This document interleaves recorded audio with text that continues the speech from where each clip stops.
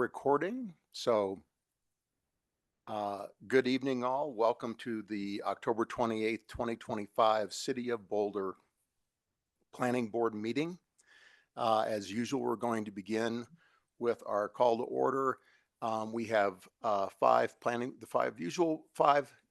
board members with us tonight. Member Nordback and Boone are absent tonight. Our second item is public participation.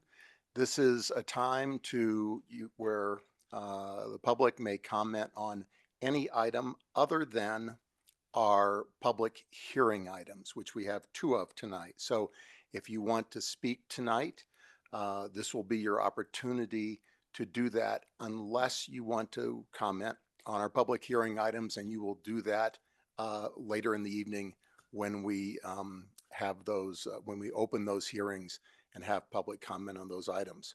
So I believe Vivian will walk us through the rules on public comment, and then we'll open it up. Take it away, Great. Vivian. Thank you, Mark. Good evening, all. My name is Vivian Castro Wooldridge, and I'll just run through these rules for public participation. First of all, we want our participants joining us from the community to know that the city engaged with community members in the past to co-create this vision for productive, meaningful, and inclusive civic conversations. This vision supports physical and emotional safety for community members, staff, and board members, as well as democracy for people of all ages, identities, lived experiences, and political perspectives. And we have much more information about this vision on our website. Next slide, please. And I'll just share some examples of rules of decorum that are in the Boulder Revised Code and other guidelines that support this productive atmospheres vision. And all of these will be upheld during this meeting. All remarks and testimony shall be limited to matters related to city business. No participant shall make threats or use other forms of intimidation against any person. Obscenity, racial epithets, and other speech and behavior that disrupts or otherwise impedes the ability to conduct the meeting are prohibited. And we ask that all participants in open comment or later public hearing identify themselves by first and last name. Next slide, please. If you're joining us online, you can let us know that you wish to speak by clicking on the hand icon that you can find at the bottom of your screen. And you can also get there by clicking on the reactions button, and then you'll see a menu and you can find the hand icon. So those are the rules. Thomas, is there anybody in person who has signed up to speak for open comment? We can start there. We don't have anyone registered in person, but if there's anyone here who would like to speak for open comment, this is your opportunity. And also, if you're joining us online, you could raise your virtual hand so that we know how many people would like to speak, if any.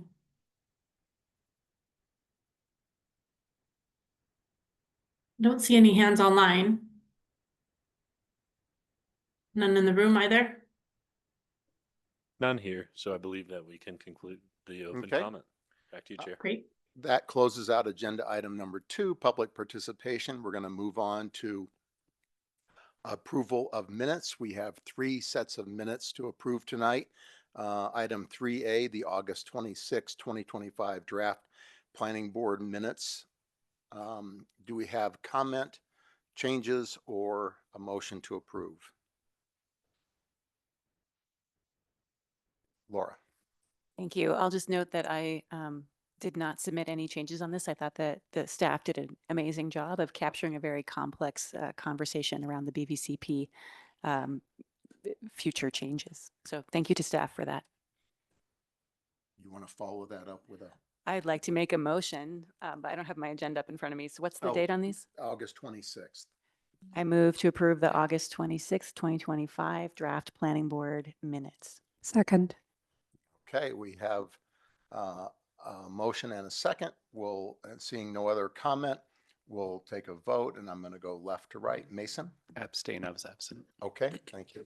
Laura? Yes. Claudia? Yes. ML?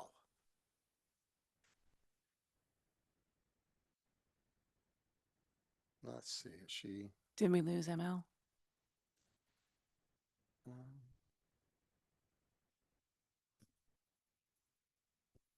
She was frozen a second ago.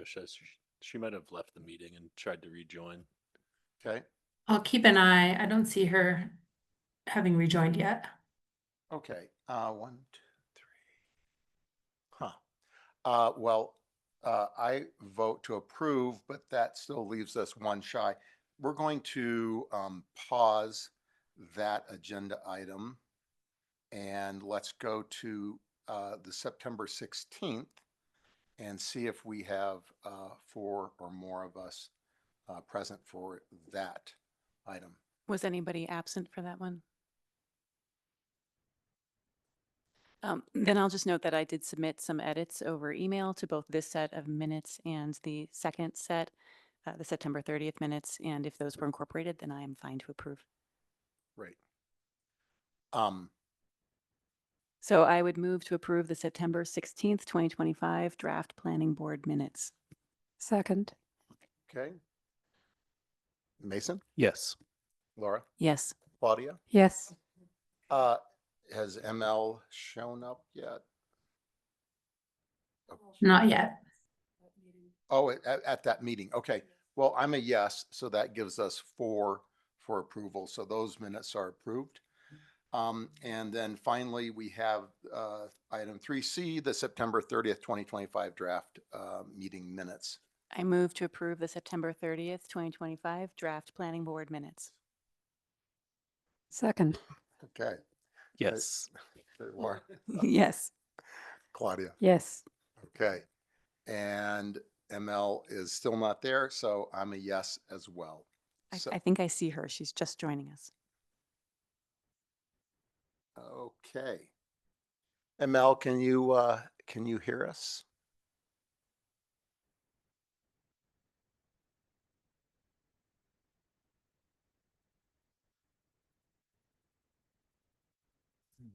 Okay.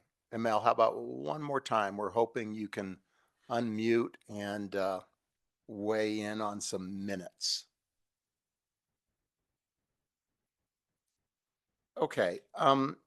I'm going to go on and hope that ML is able to solve any technical difficulties she has. And is it okay to just table item 3A since we don't have enough members to approve those for now? Come back to them later under matters or whatever. I'm here. Oh, okay. All right. It keeps crashing. Sorry. Okay, ML, great. We're glad you're back with us and we can hear you loud and clear now. We were in the process of approving the September 30th, 2025 draft planning board minutes. Do you have any comment or would you like to vote to approve those? Yes. Okay, so that takes care of the September 30th.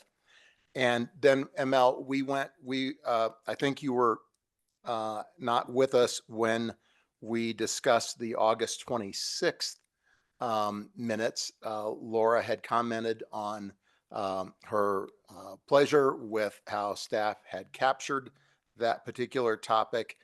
And we had 3 votes for approval and we were hoping you would join us. Yes. Okay. So that takes care of all 3 sets of minutes are approved. Okay, we move on to agenda item 4. Item 4A is a call-up item. This is a final plat to subdivide the property at 2114 Violet Avenue to create 3 lots. Lot 1 is 18,200 square feet. Lot 2 is 9,898 square feet. And lot 3 is 9,896 square feet. 2114 Violet subdivision, case number TEC 2024-00066. The preliminary plat was approved through case number LUR 2024-00079. I may have added a 0 there, but the application is subject to potential call-up on or before October 28th, 2025. Does any board member have questions for staff about this? Claudia. Quick question. So in the subdivision agreement that we have here, section E7 calls for a segment of 20th Street to be constructed between Violet and Vine. And I'm just wondering where that segment is. It doesn't seem to be immediately adjacent to the subject property on the map that we have in our packet. Do you want to respond to that, Adam? Yeah, I can. Good evening, board members. My name is Adam Mollinger. I'm a city planner here on staff. That stretch of 20th Street is one property to the west of this one. It's a part of the annexation agreement that this property was annexed under, along with the rest of the Crestview East subdivision, where at time of future development of the parcel north, on the north side of this plat, they would be responsible for making public improvements to the alley, Violet and 20th Street. Okay, so it's not something that's forthcoming directly with this particular Correct. subdivision, but Correct. something that is recorded for the future. That is correct. Okay, thank you. Adam, before you go, could you tell me about that street cross section?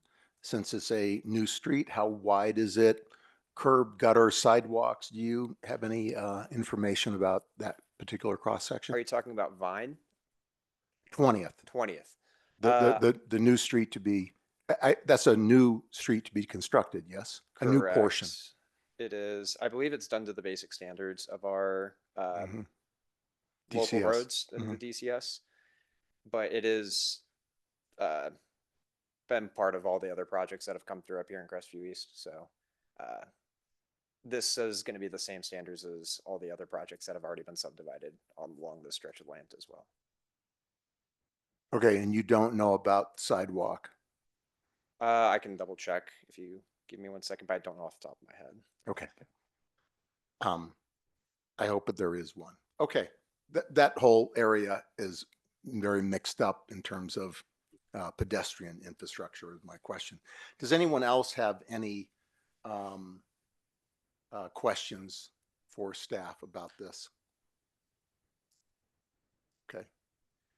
Well, we're not going to call it up, so I'd love to know at some point. You can email me if you like.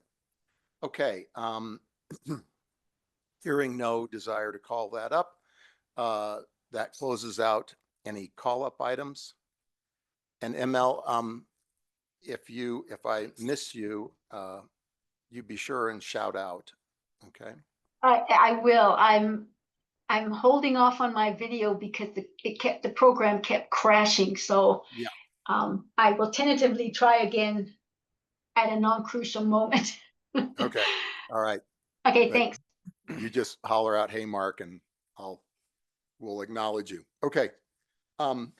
We move on to our first public hearing item. Item 5A is a concept plan review and comment request for proposed development of the Boulder storage site at 4880 and 4898 Pearl Street, with 4 residential buildings containing 281 apartment units and a new 85,000 square foot commercial storage building.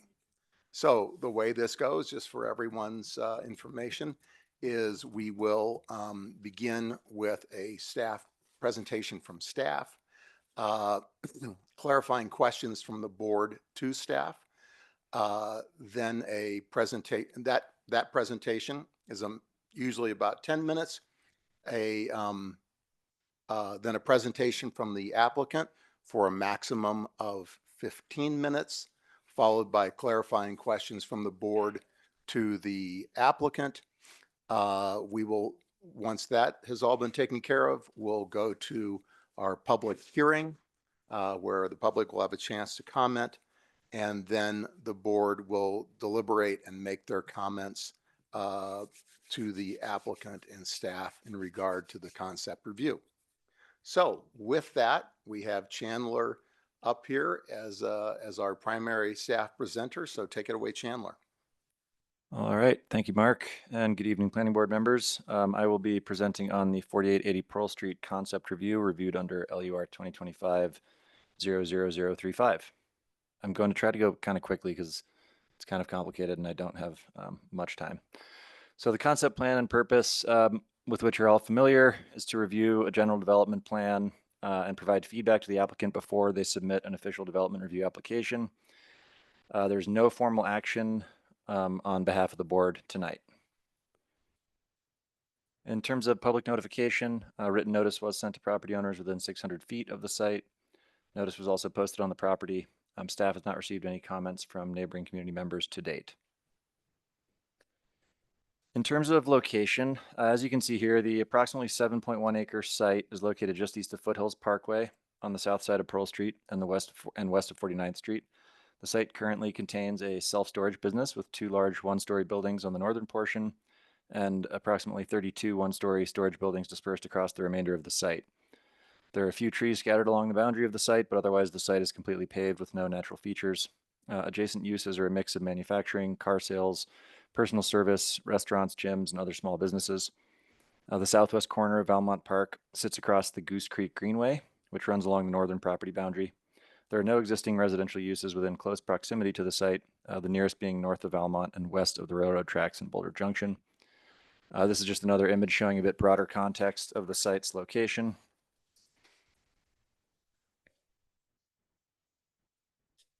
In terms of the comp plan land use, the land use designation for the site is general industrial. Per the 2020 BVCP, the general industrial land use designation is shown where industries are located or planned. Anticipated uses consist of more intensive manufacturing and may include outdoor storage or warehouses. The site is adjacent to community industrial and general industrial land use designations to the south, east, and west, respectively, with Goose Creek Greenway and Valmont City Park having a land use designation of Park Urban Other.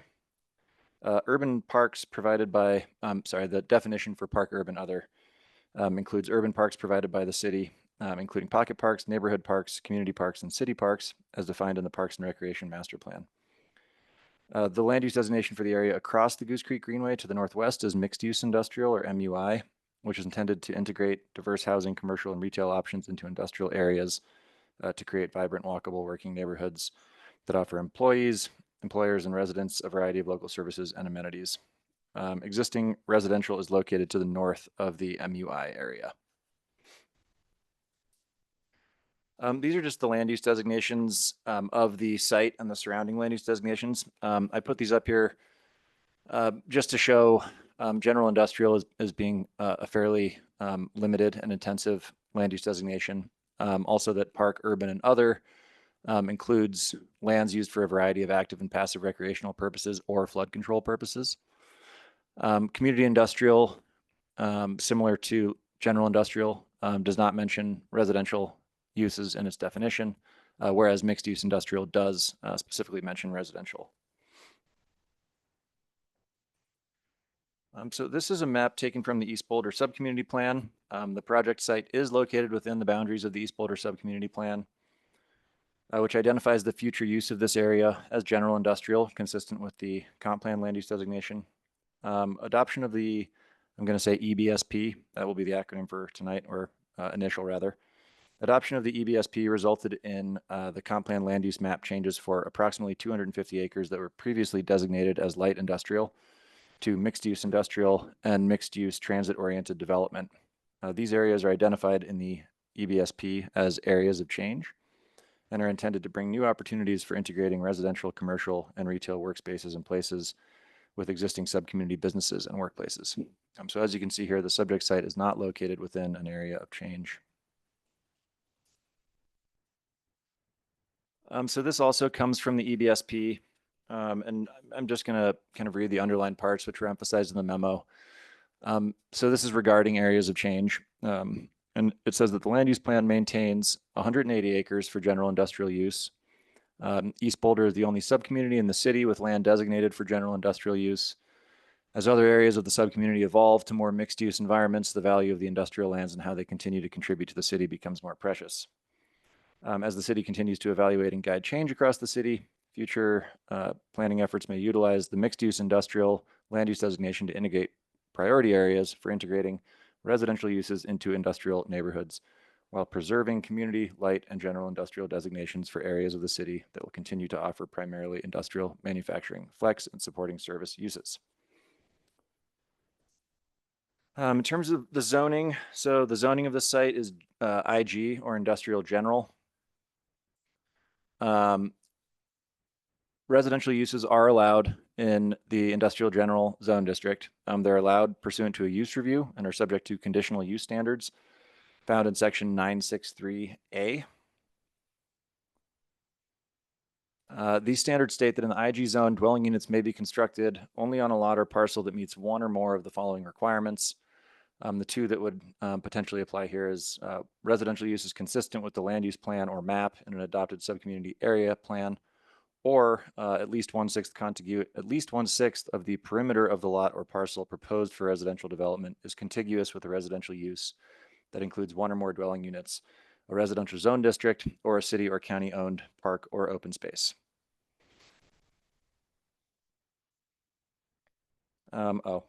I did want to mention, so for the purposes of establishing contiguity, city staff has determined that only Valmont Park is considered a city or county owned park or open space. The northern channel of Goose Creek is primarily a stormwater and flood conveyance channel. While it is under city ownership, the Goose Creek Channel is not a designated park or open space per the 2022 Parks and Recreation Master Plan. Staff therefore finds that it cannot be used to establish contiguity. Staff does consider that the Goose Creek Channel is a right-of-way that does not affect contiguity to the Valmont Park to the north where such contiguity exists per the above standard. So I will jump into the proposed project. The proposed project would redevelop the existing 7.1 acre site with an arrangement of 5 buildings containing 281 residential units and an 85,000 square foot commercial storage space. The residential buildings are organized around a central green spine, while the new storage building is along the western property line to provide a buffer to the northwest neighbor. The green spine runs north-south through the project, providing residential open space and community gathering space, as well as connecting the community to Valmont Park and the Goose Creek Greenway. Parking is at grade, and much of it is located inside an existing Excel easement. As you can see from the image here, the proposal is to essentially use the phasing plan to create contiguity in sequence. So phase 1 of the proposal would create a single lot that has the 1/6 contiguity to Valmont Park. Phase 2 would then create an additional lot, which has 1/6 contiguity to the phase 1 lot. And phase 3 would then create a lot that has 1/6 contiguity to the adjoining 2 lots.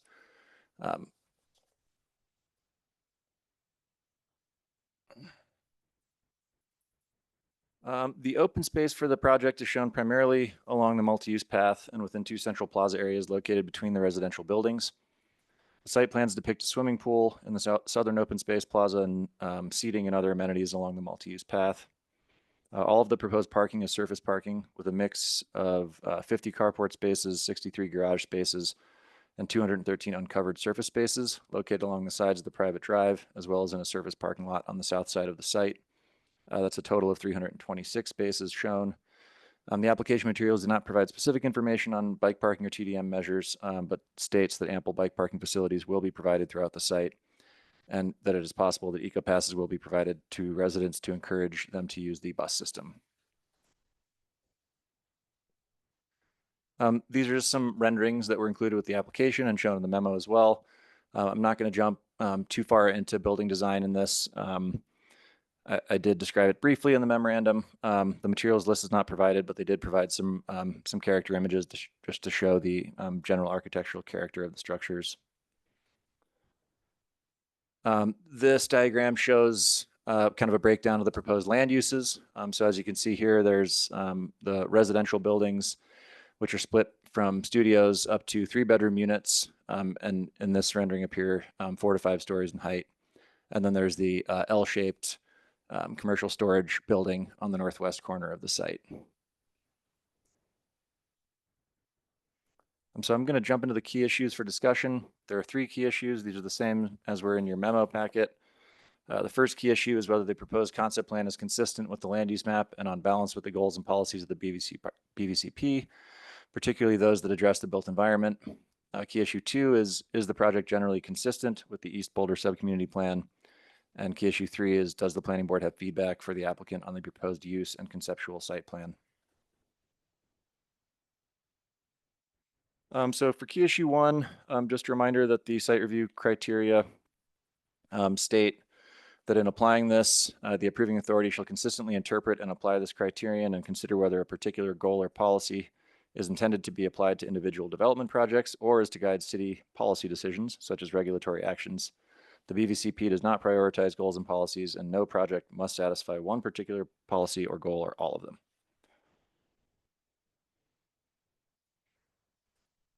So as I mentioned before, so the GI land use designation is really the most intensive of the industrial designations in the BVCP. It's also the most limited in terms of the characteristics and anticipated uses. It's worth noting there's only about 120 acres total of GI land use designated area in the city. 19.5 acres of that land is located between Pearl Parkway and the Goose Creek Path in the area immediately surrounding this site. The other area where there is a large amount of GI land use designation is along 63rd Street to the west, which currently contain an XL power station, the Boulder County Recycling Center, and the Western Disposal Waste Management Facility. So policy 5.01 in the comp plan, revitalizing commercial and industrial areas, states, revitalization should support and enhance these areas, conserve their strengths, minimize displacement of uses, and reflect their unique characteristics and amenities of those nearby neighborhoods. It then provides an example of an industrial area that should be revitalized, which is the East Boulder industrial area. So policy 2.21 in the comp plan provides direction for light industrial areas and supports housing and retail infill in appropriate locations, stating that housing should occur in a logical pattern and in proximity to existing and planned amenities, including retail services and transit. Analysis will guide appropriate places for housing infill within areas zoned IG, not those zoned for manufacturing or service uses, that minimize the potential mutual impacts of residential and industrial uses in close proximity to one another. Light industrial and mixed use industrial land use designations are the only industrial designations in the comp plan that mention residential uses in their definitions. So to summarize that, the stated intent of policy 2.21 is to minimize the potential mutual impacts of residential and industrial uses in proximity to one another in IG zones. And the intent of policy 5.01 is to support and enhance industrial areas while minimizing displacement of existing uses. Because most of the site is not currently eligible for residential development under IG zoning and is surrounded by manufacturing, light industrial, and service uses, with residential uses being prohibited in the IS1 and IS2 zoned areas to the south and west, staff finds that the proposal to redevelop the site with 281 residential units is very likely unable to demonstrate consistency with relevant BVCP goals and policies. These are just for discussion later if we need to refer to them. These are BVCP policies that address the built environment and are intended to apply to individual development projects. So jumping into key issue number 2, which is consistency with the East Boulder subcommunity plan. As I mentioned before, and as shown in this map, the project site is located just outside of an area of change in the GI land use designation, IG, sorry. No, GI. Sorry, GI and IG are very confusing between the zoning and the land use designation, so bear with me. So in terms of key issue number 2, it is a GI land use designation. It is not located in an area of change. Areas where community members supported a combined residential and industrial redevelopment are identified in the subcommunity plan and the BVCP land use map with mixed use industrial land use designation as described on pages 33 to 34 of the subcommunity plan. And just as a reminder, the site review criteria also do state that if the project is subject to an adopted subcommunity or area plan or adopted design guidelines, the project is consistent with the applicable plan and design guidelines. So there are several IG, IS, and IS2 zoned areas identified within the EBSP as areas of change. These were changed to the new MUI or mixed use industrial land use designation following adoption of the East Boulder subcommunity plan. Per the EBSB, these areas are intended to indicate priority areas for integrating residential uses into industrial neighborhoods while preserving community light and general industrial designations for areas of the city that will continue to offer primarily industrial manufacturing, flex, and supporting service uses.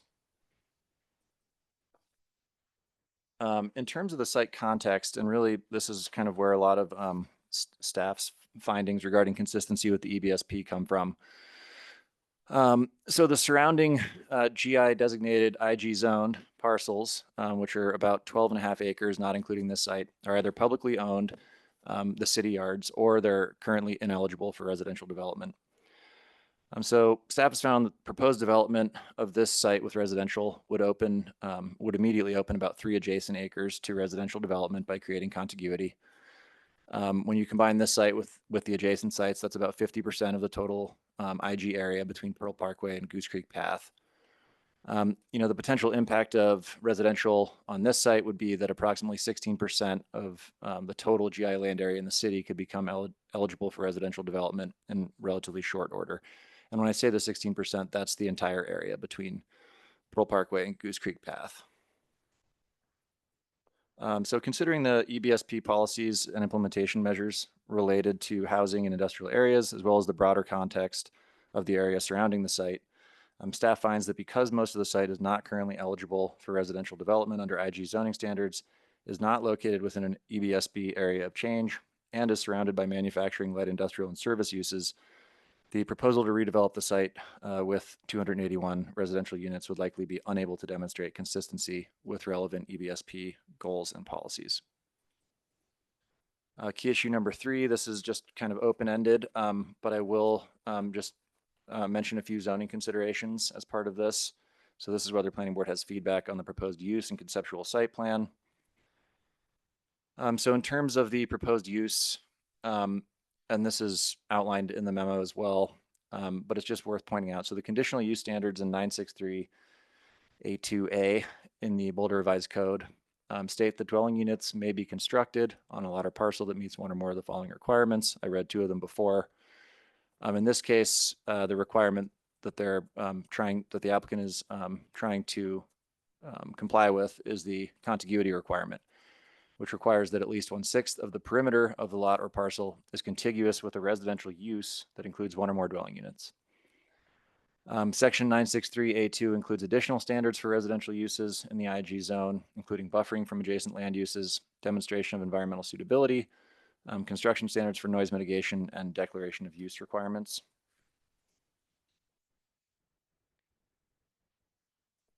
So staff's interpretation of this code section is that the intent of these standards is to allow for incremental residential development to occur on IG zone parcels with 1/6 contiguity to existing, i.e. occupied residential units or city-owned parks or open space. Only Valmont Park is considered a city or county-owned park or open space. As I mentioned before, the Goose Creek Channel is primarily a stormwater and flood conveyance channel and is not designated as a park or open space in the master plan. It does not affect contiguity to Valmont Park to the north where such contiguity exists. So staff finds that by allowing a site that is currently ineligible for residential development under IG zoning standards to develop a residential project in phases through site review in the subdivision process, the city may create a scenario where any parcel with any amount of existing contiguity is eligible for residential development simply and only because it is eligible for site review and able to be subdivided to create additional contiguity between lots. Further, our interpretation of the conditional use standards is that a residential use that includes 1 or more dwelling units means an existing occupied or occupiable residential use. Therefore, staff finds that if the board does determine that a phased approach to residential development on the site is supportable through site review, at a minimum, issuing permits for construction of any buildings in phases 2 and 3 should be contingent upon first issuing a certificate of occupancy for 1 or more dwelling units in the previous phase. So next steps, following the concept review hearing, City Council may vote to call the item up for a public hearing and provide additional feedback, or they won't call it up and there will be no additional feedback. The applicant can then either proceed with submitting a development review application or may submit a second concept review application. A site review application in this case would likely require a public hearing and final decision by planning board due to the request for a height modification. I'm happy to answer any questions. Thank you. Thank you, Chandler. That was a thorough presentation. Now comes time for clarifying questions from the board to staff. Who's got some? Mason?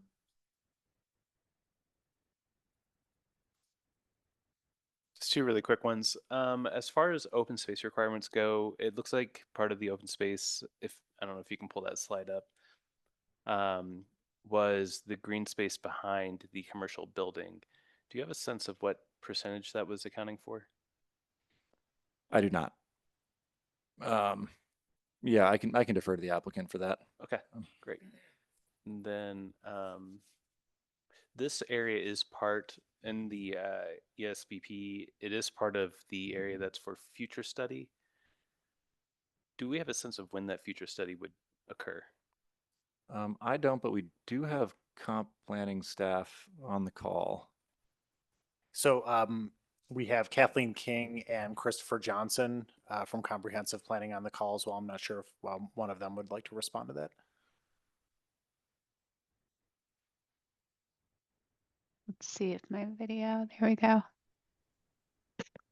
There I am. Hi, Good- y'all. This is good evening, Planning Kathleen Board. King. Go for it, Kathleen. Yeah, Kathleen King from Comprehensive Planning.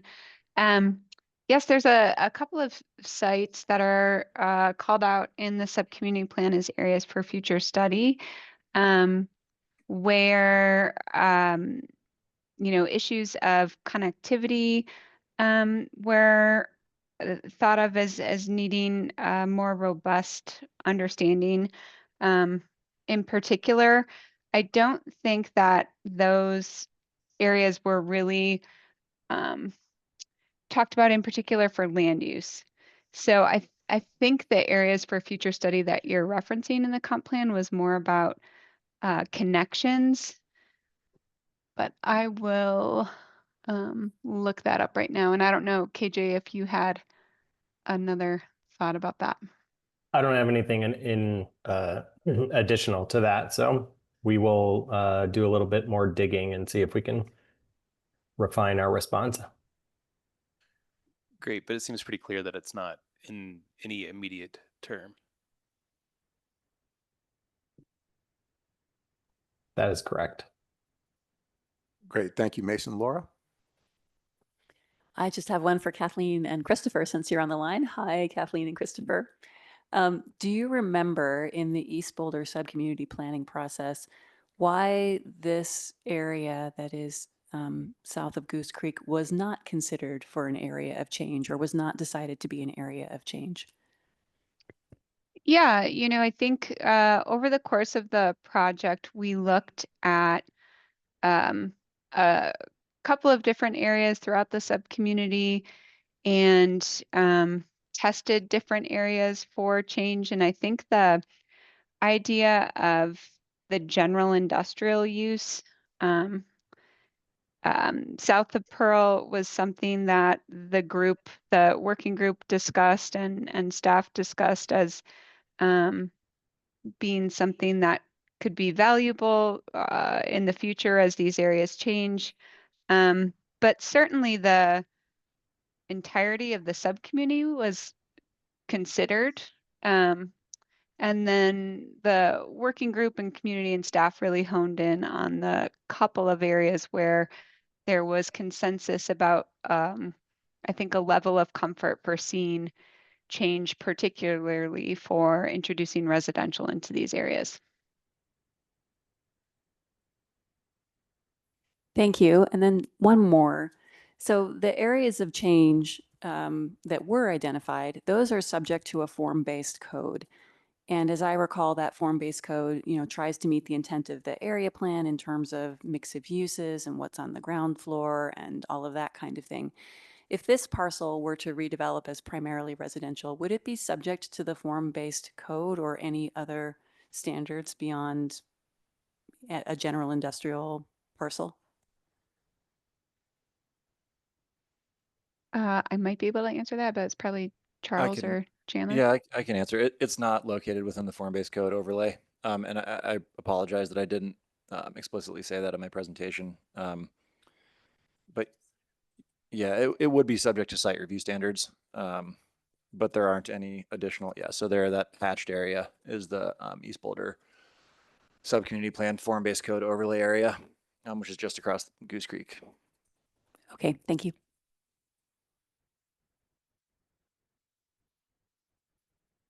Claudia, do you have questions? I do have a couple here. I just want to clarify. So the staff memo is quite adamant that you do not consider housing an appropriate use at this site. And just want to clarify, is that because you were saying that any housing is inappropriate at this site according to the plans? That is to say, this is an objectively bad location for housing? Or is the concern that housing will displace or otherwise impact other desired uses? I think it's more the former because they are providing a large amount of commercial space. So I think it's more the concern that based on the context and the way the subcommunity plan talks about preserving existing industrial uses and targeting residential in other areas, that overall kind of the impact of development of this site with residential and how it could potentially lead to adjacent parcels also becoming eligible is just Okay. not something that we felt like So the not plan necessarily anticipates. immediate displacement at this site, but impacts on sites surrounding it. Okay. Correct. Assuming this site were to redevelop in the near to midterm future, what would the plans hope to see on a site like this? And do we have policies in place beyond the East Boulder Subcommunity Plan land use map in place to encourage that kind of redevelopment as opposed to a housing redevelopment? So I think that the plan just basically says that it anticipates development under IG zoning, right, for this area. I don't think the plan really anticipated or thought of potentially subdividing and site review phasing as part of that development. So I think, the plan would anticipate just redevelopment of this site under existing IG zoning standards. And I think the only policies that we have in place that would support that are really just kind of the zoning code. Okay, so I mean, what are the range of things that we would expect to see here under IG zoning if it maintained an industrial use? So right now it's a storage site, right? Yeah. Okay. I mean, what there's other kinds of things could be there? Just can someone else who's not sharing a screen just look at the use table?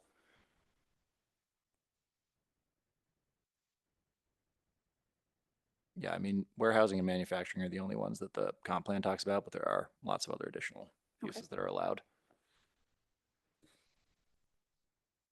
Yeah, I mean, there's a range of service industrial uses. Let's see here. Essential municipal services.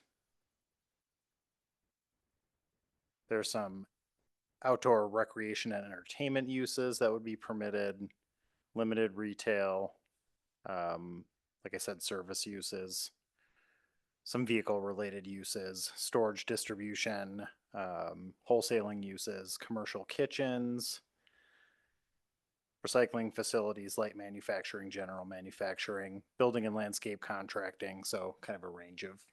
Okay, and at this point, more we'd just be intense uses. relying on the market to bring those things in. Right, and whatever exists on our use tables today that would be allowed in that zone. Okay. And then one more question, just to start to talk a bit about consistency and how we review projects like this. So earlier this year, we saw 2 separate concept reviews in IG zones. So I know not GI, but IG zones, which this is up on Airport Boulevard. And in the first of those, I don't recall that we had very much discussion about the appropriateness of housing uses, at least not with regard to proximity to industrial uses. In the second of those 2 concept reviews, I recall that housing in the IG zone was a significant concern called out in the staff memo, but I think this board ended up largely favorable towards housing in its comments. And now in this concept review, we are being told that housing in an IG zone is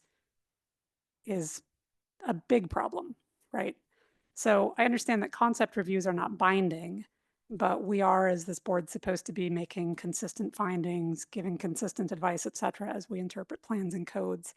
So I'm just trying to understand where we are here in terms of talking about housing in those IG zones. Does staff have anything to say about this evolution of the analysis?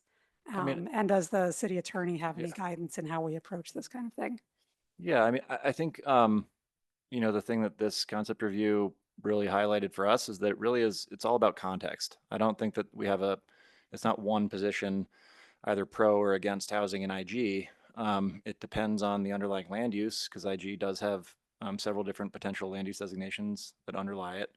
And it also just depends on the surrounding context and how that fits into the sub-community planning process.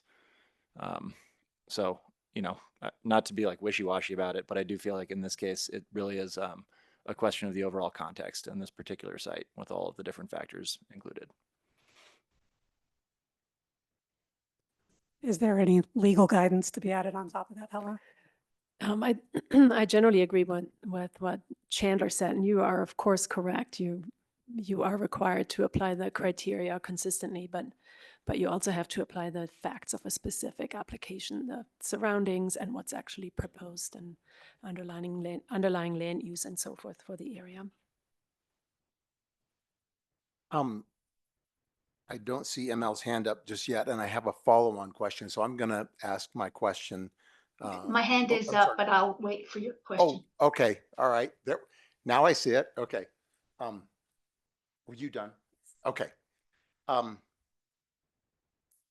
In the prior concept reviews that Claudia referred to,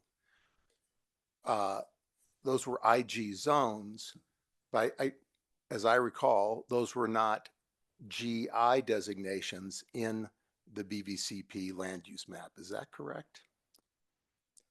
Those were not my cases, so unfortunately I don't know. I'd have to look, but It was out in the airport. It was Right. both were in the airport. Mhm. Yeah, I think they were. What is the Light industrial community. I'll have to look. I think one of the things that was different about those two projects is they both clearly had contiguity, Mhm. whereas in this case, it's not clear. And I think in staff's estimation, it doesn't have the contiguity that we would ordinarily require to either an existing residential use or parkland. Okay. So sticking to the BVCP land use map designations, we recently, Kathleen, KJ, and others gave us a fascinating presentation on proposed future changes, simplification to the BVCP land use map. And I certainly was generally supportive of that. And I think we saw a kind of a draft, and again, we were cautioned that this is not a draft like we're proposing this, we want feedback on it now, but we took a reduced number of designations and created a draft BVCP land use map. My question is GI as it's defined today a proposed designation in a future BVCP land use map under the same restrictions? And let me simplify it. How would a future BVCP land use map potentially affect the ability to develop a site like this with residential? It's a great question. And before I defer to KJ on that one, the sites that you were referring to were both light industrial land uses, not GI. So thanks for giving us a second to look that up. But KJ, do you want to take that one? Yeah, happy to. Thanks, Charles. I don't believe I introduced myself earlier. So Christopher Johnson, Comprehensive Planning Manager. Thanks for the question, Planning Board Member Mark McIntyre. I think while we don't know yet, we don't have a final version of the future land use map that would ultimately be adopted within the comprehensive plan next summer. The current direction that we're heading is that there will be a specific industrial land use typology that would be part of the future land use framework, and that is more, I would say, more related to the general industrial description as it exists today, and that it really emphasizes industrial uses versus something like light industrial or mixed use industrial, which incorporates residential. The residential component would likely be incorporated into a new category that tentatively is called Innovation and Production Hub. Okay, thank you. And my last question is there a configuration of a mix of industrial and residential uses? Let's say the whole site was developed with industrial / light manufacturing / workshop sort of uses on a first floor. Would residential on the second and third floor, and let's say it was only 3 stories, be allowed in the GI zone? And let's say it didn't have contiguity, but if you had, there's no allowance for residential, even in a configuration like what I described. Is that correct? I'm not sure without contiguity. Well, yeah, let's just say, because contiguity is a real question here, Yeah. right? Because of their phasing and kind of workarounds. But so let's just say it didn't have contiguity. Is there any configuration of buildings that would allow residential if it was industrial on ground floor sort of thing? No, any residential units at all require either consistency with sub-community plan or the 1/6 contiguity. Okay, great, thank you. Those are my questions. ML, are you ready to go now? Yes, and I don't know that I really have questions as much as I am so appreciating this conversation, and thank you, staff, for the presentation and bringing up the complexity, because I was baffled about the contiguity and the phasing. You know, these are clever strategies to get residential where clearly residential doesn't have the amenities to, you know, the required supporting amenities. But I don't see any divergence in looking at this in the light that is being looked at from the prior projects. And again, it was not general industrial, so that makes a huge difference. But in agreement with staff, it is all about context. And I think in this project, it will be critical because you are not supported. This site is not supported by amenities. So that's, ML, I know it's not I a just- question, and I will be done, but I just wanted to big thumbs up to staff for bringing these issues up. Okay, thank you. And again, we'll have lots of time, and I hope our comments are recorded, and I'm sure we'll have a bunch of thoughtful comments. Laura. I just want to make the point that I know we are all eager to hear the applicant's presentation as well, and the applicant may have some counterpoints to present for us to consider, which I'm sure we will all do. Yeah. So, thank you. Great. Okay, any other clarifying questions for staff before we move on to the applicant presentation? Okay, seeing none, we're going to hear from the applicant. We're going to allow a total of 15 minutes. If you use less, that's great. I know you've heard many questions and you want to respond to those. I would encourage you to make your presentation first and then let us ask questions after that. But if you have extra time and you want to answer our questions, fine, but I don't want to get into a situation where your presentation is cut short because you are busy answering questions that you would end up answering anyway. So, set my timer.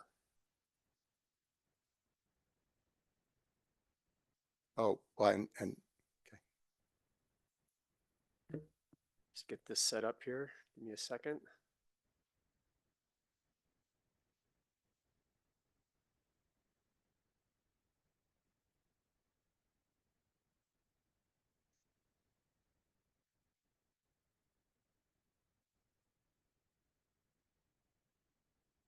Try to get the full screen.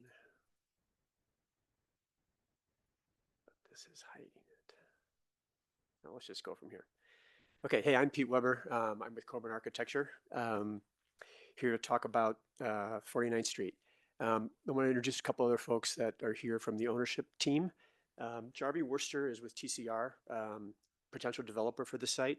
And I want to introduce Tony Kill from the ownership team. He's going to say a few things first, and then I'll go into my agreements with staff or not. Hello, thank you. Do we need to state our name? Yeah. Hi, Tony Kill. I'm with need address. No. Hi, Tony Kill. I'm with DPC Companies. We're a Colorado-based real estate investment firm. We've been in business on the Front Range for over 35 years. DPC has operated several properties in Boulder County, including the Foothills Industrial Park, which is not far from this site, as well as other industrial properties in Niwot and Louisville. We've seen the area grow and change. Our kids have gone to college here, and I can speak firsthand about the need for more housing, especially more attainable housing. As we all know, the limited supply of housing drives up the cost for everyone. Prior to purchasing the self-storage property, DPC companies recognize the potential for redevelopment given its size and proximity to downtown. As we researched, we learned that the city of Boulder had submitted this site to be considered for federal opportunity zone status, citing that the community goals and potential redevelopment opportunities that the designation might support. Ultimately, the opportunity zone designation was granted, so it seemed logical that redevelopment would be supported by the city. We evaluated several various options under the IG zoning code, which included new industrial R&D facilities, additional car storage for the auto dealers, and the multifamily residential option that we're here to talk about tonight.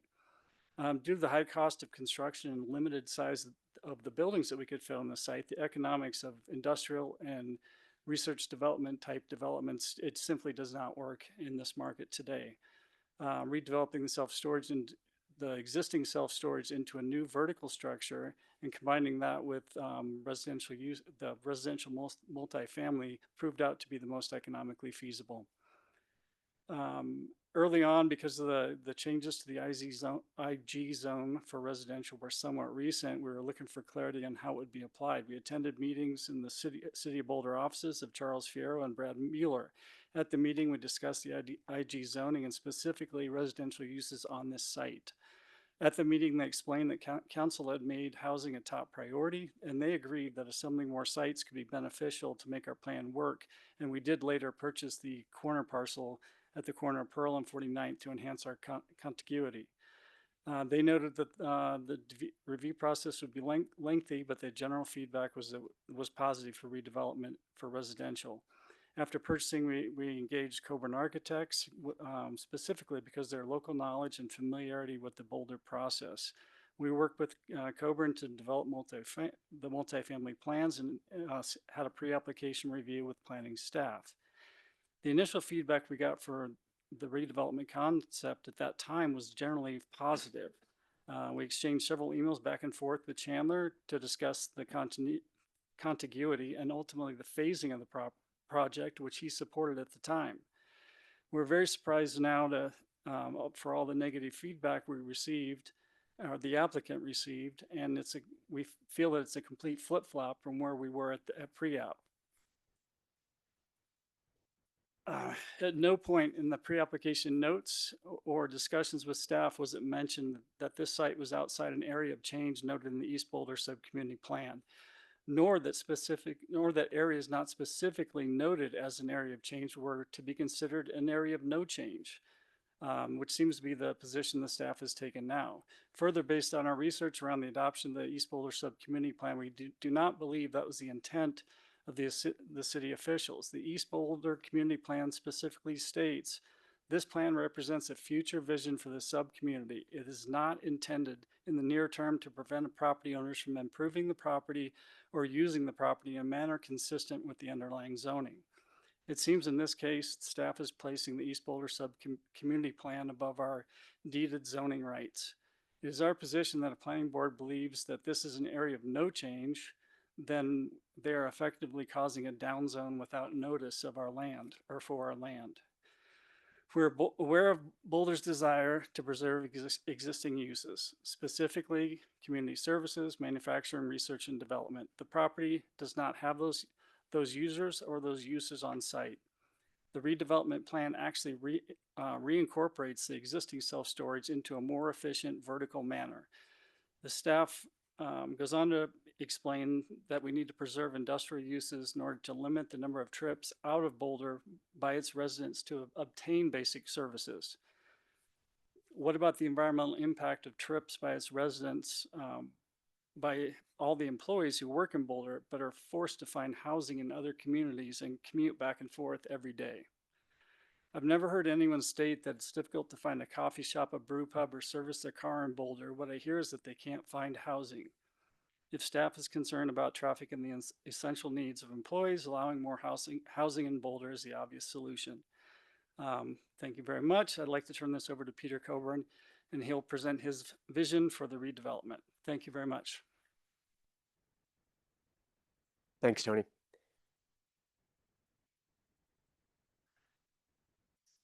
Let's see if this works. I'll do it this way. All right, I'm going to start by taking a quick step back and touch on a little bit what Tony said about really the housing issues that we have in Boulder. In part, we have this jobs population imbalance that I know we've talked about ad infinitum. It has not gone away. It is still very much prevalent. Something like 50,000 in commuters into Boulder every day. Whoa, sorry. The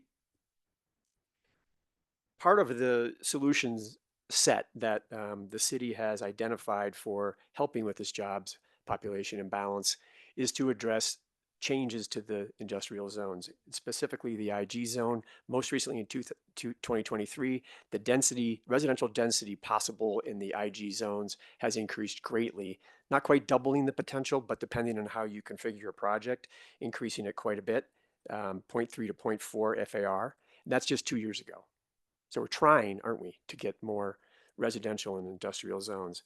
There's been additional code changes that Chandler touched on as a result of these Boulder Subcommunity Plan, where the bookends of Valmont Park are being suggested for changing that zoning to encourage more mixed use and residential.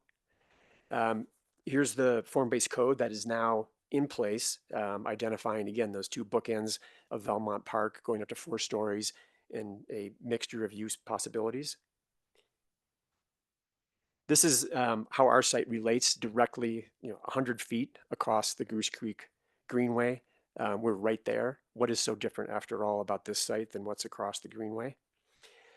The existing conditions on the site. This is one of the reasons that we have a little bit of a challenge with meeting the 1/6 contiguities. We have a very large perimeter due to the oddly shaped lot that we have. This little finger that goes out and touches 49th Street. It's an unusual shape that leads to a large perimeter, which makes it difficult for us to comply given the location. I also want to point out the red bar here is the power lines that run from the baseline power station all the way through Boulder and restrict the ability to do anything on that part of the site. As mentioned, the site is currently self-storage. And I think one of the things we should talk about is what does change mean? We talk about areas of change, areas of not change. Do we mean that self-storage is supposed to stay here forever? We would disagree with that position. So talk about the site a little bit and how we organized it. So the project that we're envisioning was largely formed, the way the buildings sit on the site were placed in a way to encourage movement to and from the project back and forth to Goose Creek. And I'll talk a little bit more about Goose Creek in a minute and its importance in our city. But you can see how the buildings are organized to allow that movement through the site without needing to cross any vehicular traffic. You can, other than Pearl Street, you can get to Goose Creek, the entirety of the site without dealing with any vehicular traffic. More about the context. This is a largely light industrial part of town, but there are a number of uses, personal service uses here. I think Chandler pointed out some of the uses that are allowed in the industrial zones.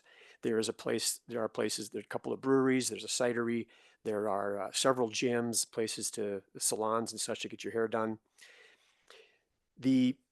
So here's how we organize things on the site. We do have a mixture of uses, primarily residential, admittedly, but we are planning to stack up the storage and put it in a L-shaped building on the western part of the site, which will provide a buffer from the light industrial uses to the west. Most of it, again, is residential, but there is also on the corner of 49th and Pearl, a small commercial space, which could be a number of different uses as long as we get them in under the zoning. The idea that there could be a cafe, coffee shop, something like that. And then the yellow bar We would like to do something like live work. The definition of live work is a little bit limited the way it lives today, but we would like people to be able to live and work and have a little workshop within the same space along 49th Street.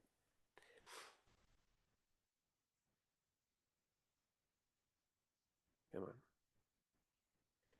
Okay, so this is how the buildings face Goose Creek. Those potential live-work type uses are along the lower left.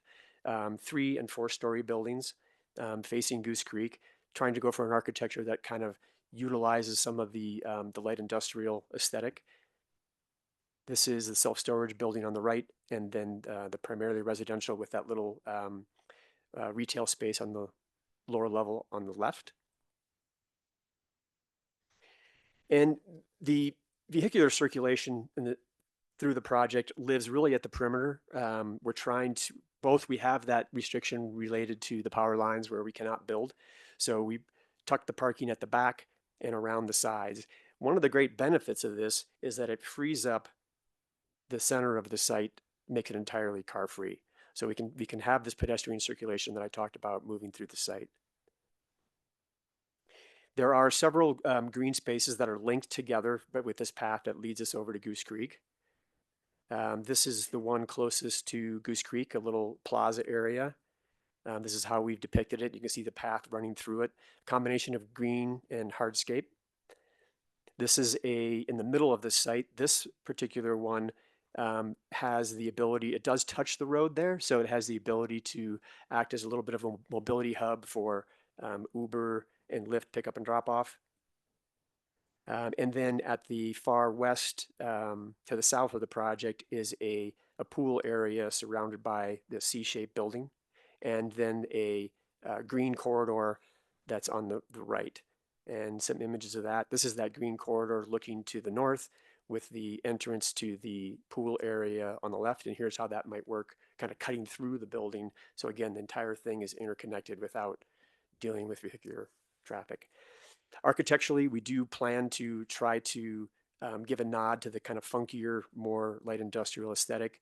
And then the landscaping likely to be a mixture of hard and softscape. Get as much green as we can in there, but acknowledge that we may have a lot of people moving through it. And so here's what that resulting site plan looks like when we're all done. In order to be able to do this, there's a couple of hurdles that staff has identified that we need to get over. The first being the 1/6 contiguity. Staff has made Just giving you notice, you've got about a minute and a half. Yeah. Okay, I'm going to talk about Goose Creek here real quick. We believe that Goose Creek should count as city-owned park and open space. Goose Creek is a major greenway that runs from the little marsh to the east all the way through down to Unity Church at Folsom and Valmont. It is a vibrant green open space. It is open. It is city-owned. Why is that not considered city open space? It is, in addition to that, it is the best kind of transit corridor. There are no cars. There's no diesel fumes. There's no car accidents. There's no cars running into bikes. It is the very best place we could have people living from an alternative transportation point of view. I ride this almost every single day as I commute to work, and it is phenomenal how quickly I can move because I don't have to deal with the traffic. I don't have stoplights. I don't have stop signs. And this is what Goose Creek looks like. It is really quite remarkable. And for those of you that don't utilize it as much as I do, you really should. It's phenomenal. It is green, it is open, and it is city owned. It ends at this marsh, doesn't really end, it keeps going actually, but this beautiful marsh open space to the east. And ultimately over to Boulder Creek.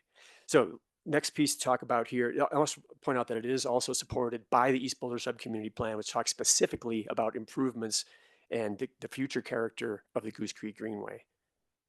And some quotes here that I don't really have time for. East Boulder Subcommunity Plan. There's a lot of pieces of the East Boulder Subcommunity Plan we believe that we can enhance and keep going with. And I think the important thing is to talk about here, what does change mean? We believe that the sequence of things, if I just hit 1 minute, Mark, sorry, this is an important piece. That you can see the chart here on the left. It talks about the comp plan up here. Next thing is we use the comp plan to identify sub-community plans, which give us a little more detail, and ultimately zoning at the end of it. Zoning is the thing that is at the end and is a result of all these other things that have happened. In this case, we have a zone, IG, that allows residential use. No change. We're not suggesting that the zoning change because it allows what we're suggesting as long as we go through use review and site review. And I'll leave it at Great. that. Thanks. I'm sure we're gonna have a bunch of questions for you about all of the issues that you have run out of time for. So, yes. And before we Charles. do, can I just take a second to help supplement the record regarding the initial consultations with staff prior to the I think concept that's plan appropriate, submittal? yes. And I would welcome Brad if he had anything to add to this too. Staff explored some technical mechanisms that may have helped allow for subdivision for residential, but again, as we started learning more about the proposal and the effect of the recently adopted North Boulder Subcommunity Plan, and then East Boulder Subcommunity Plan, and then once Chandler started doing research on open space versus the flood channel, it became clear that there were differing policy objectives confronting the site, making it difficult to support residential in a way that I think has been indicated tonight. But Brad, did you have anything to add?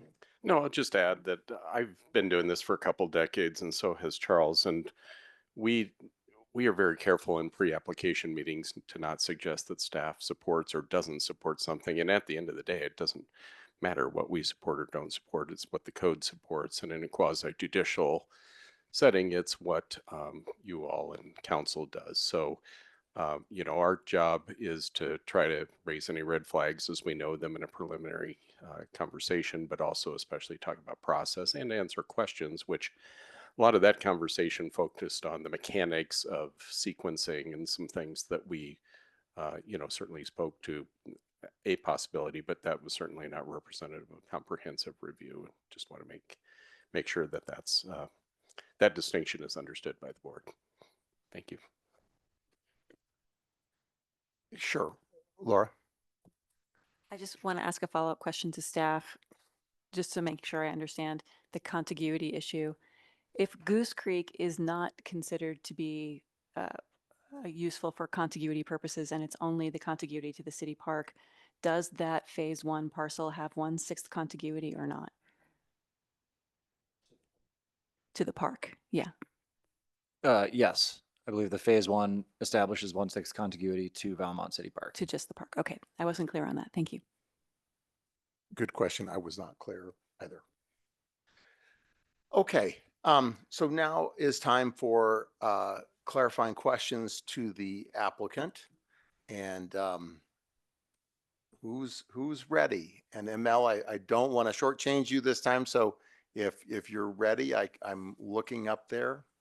I actually don't have any questions, so I'm good. Okay. Thanks. All right. Okay. Who does have questions? Okay, Laura. I have just a couple of quick ones, and I just want to thank both presenters for coming up and speaking with us about this project. It's a complicated one, so thank you so much. The open space, I just want to clarify, I think from what I'm seeing, all of the open space that you are proposing basically is on the ground, or is any of it elevated? There are balconies and a couple of roof decks that I think we're counting towards our total. The individual balconies are required in the IG zone, so we are using those towards our count.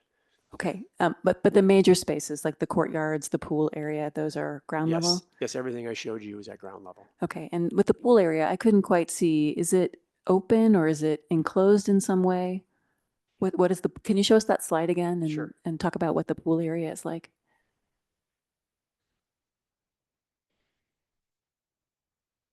Do this.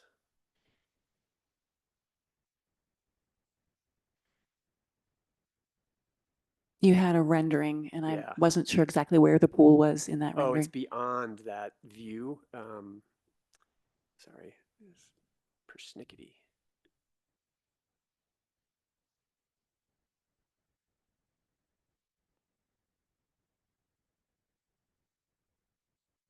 Right here.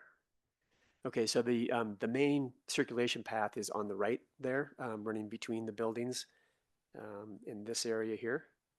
And then it moves kind of through the building to the pool area. So the renderings I was showing you, This one is looking down that pedestrian path, and to the left is the cut through in the building that allows you through to the pool area. So through here beyond, you're seeing the pool. I see. So this is looking from the east, looking west. Correct. Okay, thank you. Yes. That's very helpful. I have a different question about the phasing.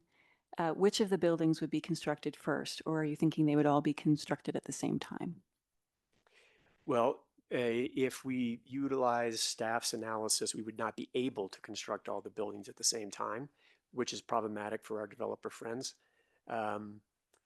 We would build only those buildings that are within phase one, unless we can get a different read on what would constitute establishment of the residential use. Right now, what staff indicated is that would require the ability to occupy or occupation. That would mean the building would have to be finished, which does not work from a development standpoint. It could work theoretically, but the way projects are financed, and Jarvi could go into detail, it's kind of a non-starter. Sorry, Jarvi was with Trimble Crow. The only thing I would add to that is phasing that way, finishing the first phase and building the second phase is also extremely disruptive to residents. Residents would have moved in the first place and then would have an active construction site. So the ideal path would, and not to mention there's additional costs, mobilizing subcontractors, bringing trades in at different times. That essentially gets passed along.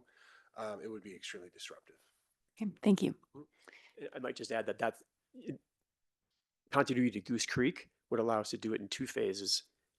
We have to work this out with staff, but we could do the back portion of it, which is only parking, as a second phase, and build the rest of the buildings in a single phase.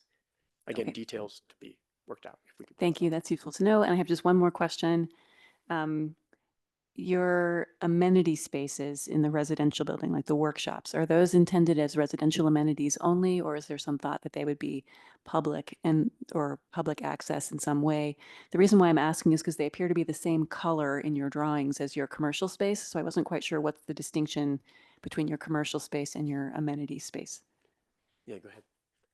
We're still working through some of those details, but when you heard Pete talk about some retail areas, definitely open to the public. Some of the maker space that we've talked about, we've done both. We've provided sort of select units with a maker space on the ground floor and the ability to live upstairs, and that would be an open to the public if they chose to run a business, have a practice, etc. They would have to go through licensing and all the typical things to run a business. But yes, there's flexibility in that type of use is the point. Okay, thank you. Those are my questions. Great, thank you, Laura. Claudia? I want to circle back to something that came up tangentially here in Laura's questions, and that is the proposed phase 3 in your phasing.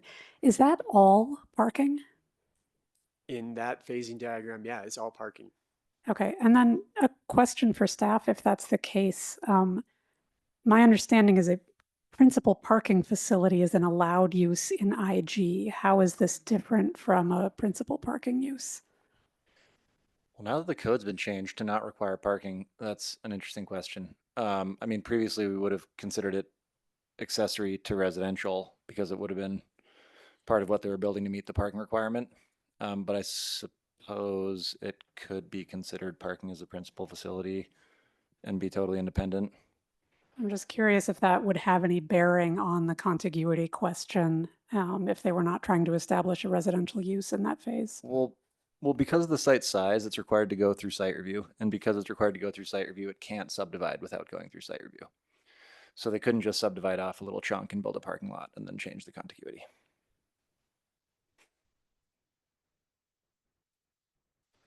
Okay, Mason. Can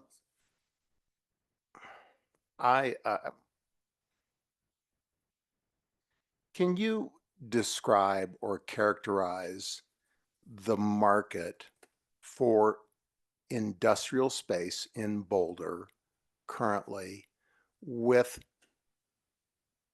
by right uses for this space? Tony touched on that a little, maybe have him come back In up. the presentation, yeah, a Yeah, minute. and I will just point out that as architects, we have not done any light industrial work in decades. There is no demand from my perspective. The only context I can provide, and if there's additional questions, the DPC folks can. I have a sister company that's an industrial development company, top 5 industrial developer in the country. We looked at the space emphatically when it was out on the market, and it's just not financially feasible. I believe DPC folks have entertained several other options prior to kind of taking this multifamily approach, and there was no market for it. Chris, go ahead. Yeah, real quick. I'm Chris King, the president and CEO of DPC. We've owned the site now 5 years, probably 6 years involved with it. We consider very intently to do industrial here, but as Jarvie just said, it is not economically feasible in Boulder to do this, just with the cost of everything, land, utilities, construction costs, labor. And then if you look at the geometry of the site, we can't get contiguous buildings in there. So it really compounds the cost of that. So, we understand the position that you all have on this, and we've considered it very intently, but I don't think it will ever be feasible on this site.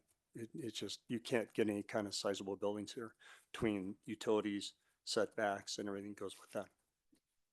Thank you.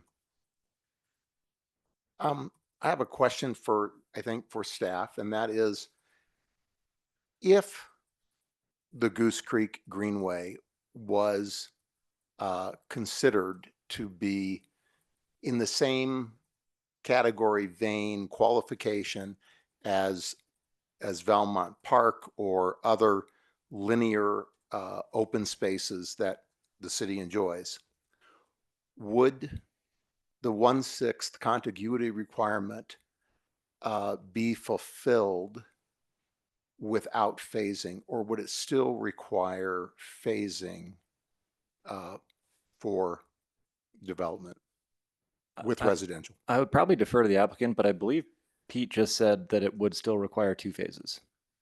2 phases.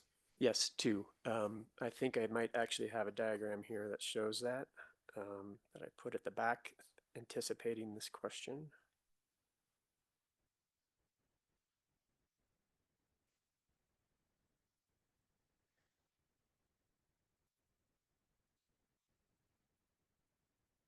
And it's frozen. Here we go. It would look something like this. It very nearly complies, but phase 2 would, we could build all of phase 1 with the last phase being that little sliver along the southern boundary. As Chandler pointed out, with parking no longer being required, the parking would not be a requirement of a residential project. It would just be at the choice of the developer to decide if they want to build that piece or not. Okay. Laura? So that raises a question for me. Has staff done any kind of analysis of if greenways like Goose Creek were considered for contiguity, what that would do to the amount of industrial land that is opened up for residential development? Has that analysis been done? Not by me. I don't know if, I don't think so. Do you have a gut check on that, or like a sense of magnitude? I don't have a good sense of how many of our greenways are not also parks. Yeah. I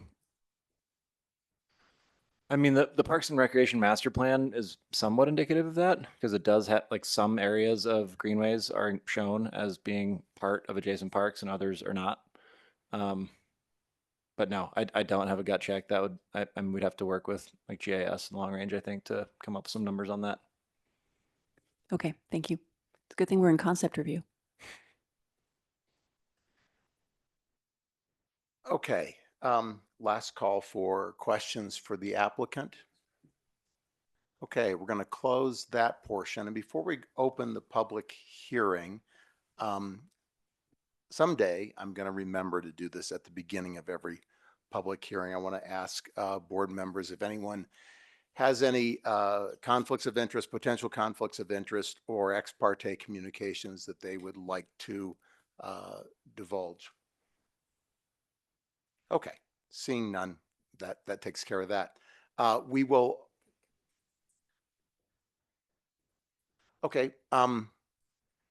how many folks, let's take a look and see how many are online attendees. We've got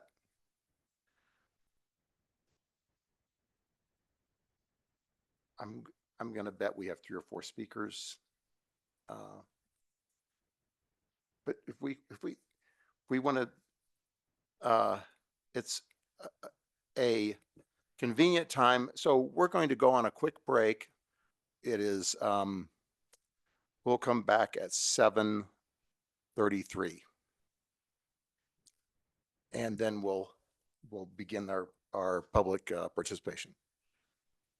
Thank you for your patience, folks. I'm sorry. I have drunk too much tea. I'm eager to hear what people have to say, and I want to be able to listen. So.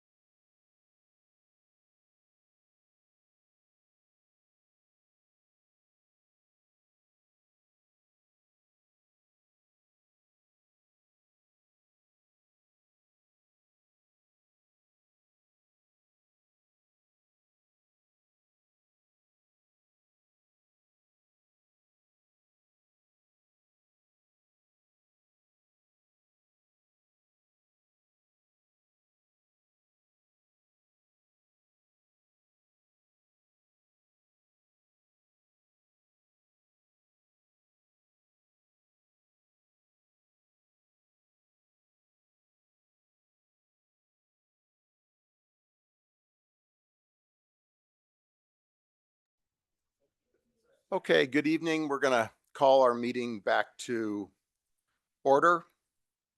And we are now going to open the public hearing. And we'll begin with speakers in the room. And for all speakers, if you have a financial or business relationship with the applicant, we would appreciate knowing that. It doesn't prohibit you from speaking. We just want to understand that. So having said that, Thomas, do we have anyone in the room? We don't have anyone who is registered to speak in person, but if anyone's here that would like to speak in person for the public hearing, this is your opportunity to do so. And seeing no hands in the room, we can go ahead and move to folks online. We do have one hand raised online. First up is Heather. Heather, we'll need your full name, so please begin by stating your full name before you give your comment. You'll have 3 minutes to speak. And you can go ahead when you're ready. Hello, my name is Heather Mitchell, and I do not have any association with the applicant. However, our business runs and operates at 4870 Pearl Street, which is the property adjacent to the applicant's site. We've been in business over 70 years, or since the 70s, and it's a family-run and operated business. We've been there since 2008 in this industrial area. The interesting thing, the things that I am concerned about by this property being developed is, one big thing is the traffic and parking safety. The applicant mentioned that there are not any diesel fumes and pollution in that area. That couldn't be further from the truth. There is a massive amount of traffic on Pearl Street and 49th Street. It, because of the fact that the city facility is at the end of Pearl Street, there is nothing but heavy traffic. The city dump trucks, in the winter, it's the plow trucks. There's nothing but speeding cars, lack of parking, cars pulling U-turns all day long. And we are a steel fabrication shop. So all day long, there's painting and grinding and welding and semis and forklifts. And that is why we are in an industrial area, because the noises that we make in our business are appropriate for that area. Being next to a residential building is going to cause nothing but conflict in us trying to run our business. The homeowners or the people living there will not enjoy the noises that we're making every day. They're not going to be enjoying all the traffic that are going to be going through there every day. It's a really interesting concept to think that it's a quiet area and there isn't any traffic, but it's one of the heaviest driven roads because of the city and all of the commercial vehicles that come through there. Not to mention our semis that deliver steel to us on a daily basis. And we've got a cabinet shop around the corner, and they have semis delivering their wood to them on a daily basis. So creating more housing in this area is just going to create havoc for our business and for the people in other businesses trying to earn a living in this area. And so that's my biggest concern and the conflict that I see coming down the pike in this project. Thank you so much.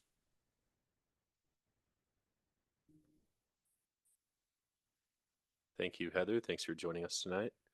I see no other raised hands online at the moment, but if anybody else would like to speak to the first public hearing item, please go ahead and raise your hand so that we can call on you.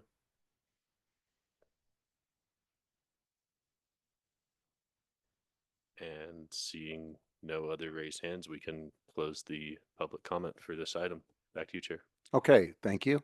Sometimes I forget this. The applicant can briefly address any comments from the public. Yeah, just a couple of quick comments. Thanks to our neighbor, Heather. First, the comment about the diesel fumes was related to movement on Goose Creek on my bike, not the site itself. Second, we recognize the use next door, and the design of the project with the L-shaped building kind of cradling that use was a 4-story self-storage building placed there specifically to try to mitigate those potential impacts. So I just want to point out those two. Thanks. Okay, thank you. That concludes the public hearing and the applicant's response. Now is time for board deliberation and comments. This is not a vote. This is not anything other than us commenting, and I hope shedding light for the applicant and for staff both about our thoughts about this project as a concept plan and about the land uses. So let's begin with whoever is ready to go with their comments, and I'm sure you're going to hear conflicting comments tonight, and that's one of the things about a concept review is that we don't make motions, we don't work on words, we give you our feedback, and you can interpret that as you can. So, is anyone ready to go with their comments? ML, do you have I'm not seeing you. I don't have my hand up yet, but thank you for looking. Okay, all right. Boy, we're reluctant. We're typically loquacious and anxious, but we seem to be reluctant tonight. Fine, I'll go just to keep us moving along here.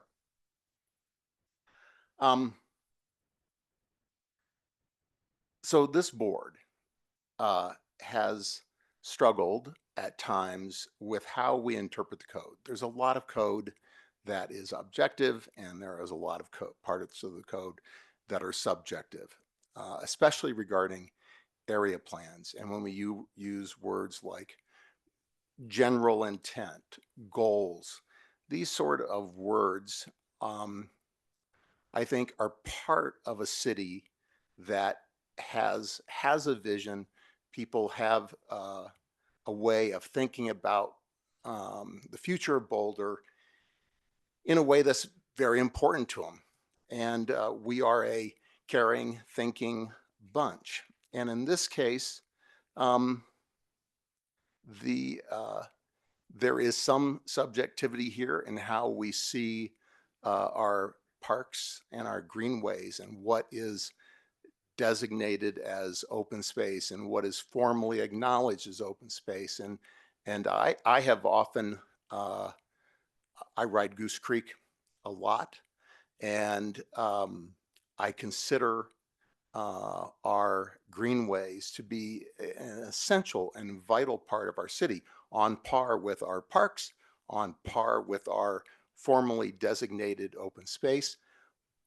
But I also know that we have map designations like OSO, and that particular designation is, carries no weight in the code. The point I'm making is that we are in an area of, I think, great subjectivity and great conflict between goals, housing people, reducing in commuting, and also honoring the code as it's written, the BVCP as it's written today, and our goals for maintaining true industrial, not only the area, but the kinds of, the last speaker, the metalworking facility next to a cabinet shop, that we have conflicting goals about housing and maintaining those kinds of businesses within our community. So I'm only carrying on here to say that this one is tough, and I do respect staff's interpretation of the GI zone in the BVCP land use map, that the definition there does not include residential without the contiguity issue. I find, so it was clarifying for the applicant to discuss the 1/6 contiguity if you count the Goose Creek path and greenway as a city park and open space. And I think that if I think about if you ask a bunch of citizens on the street, hey, is the Goose Creek path that you commute on, that you take your kids on and stuff, is that part of our park system? Well, yeah, of course. Most people can't say, because sometimes the city doesn't even know who's really in control of our greenways. Is it open space? Is it Parks and Rec? Is it transportation? So anyway, there's some vagueness and subjectivity there. I'm no fan of storage spaces, especially single-story paved storage spaces. There is nothing more deactivated than a bunch of shipping containers on a asphalt parking lot. However, that doesn't, in our site review process, I want to emphasize to the applicant and to the board, we actually can't take into account prior use or current use.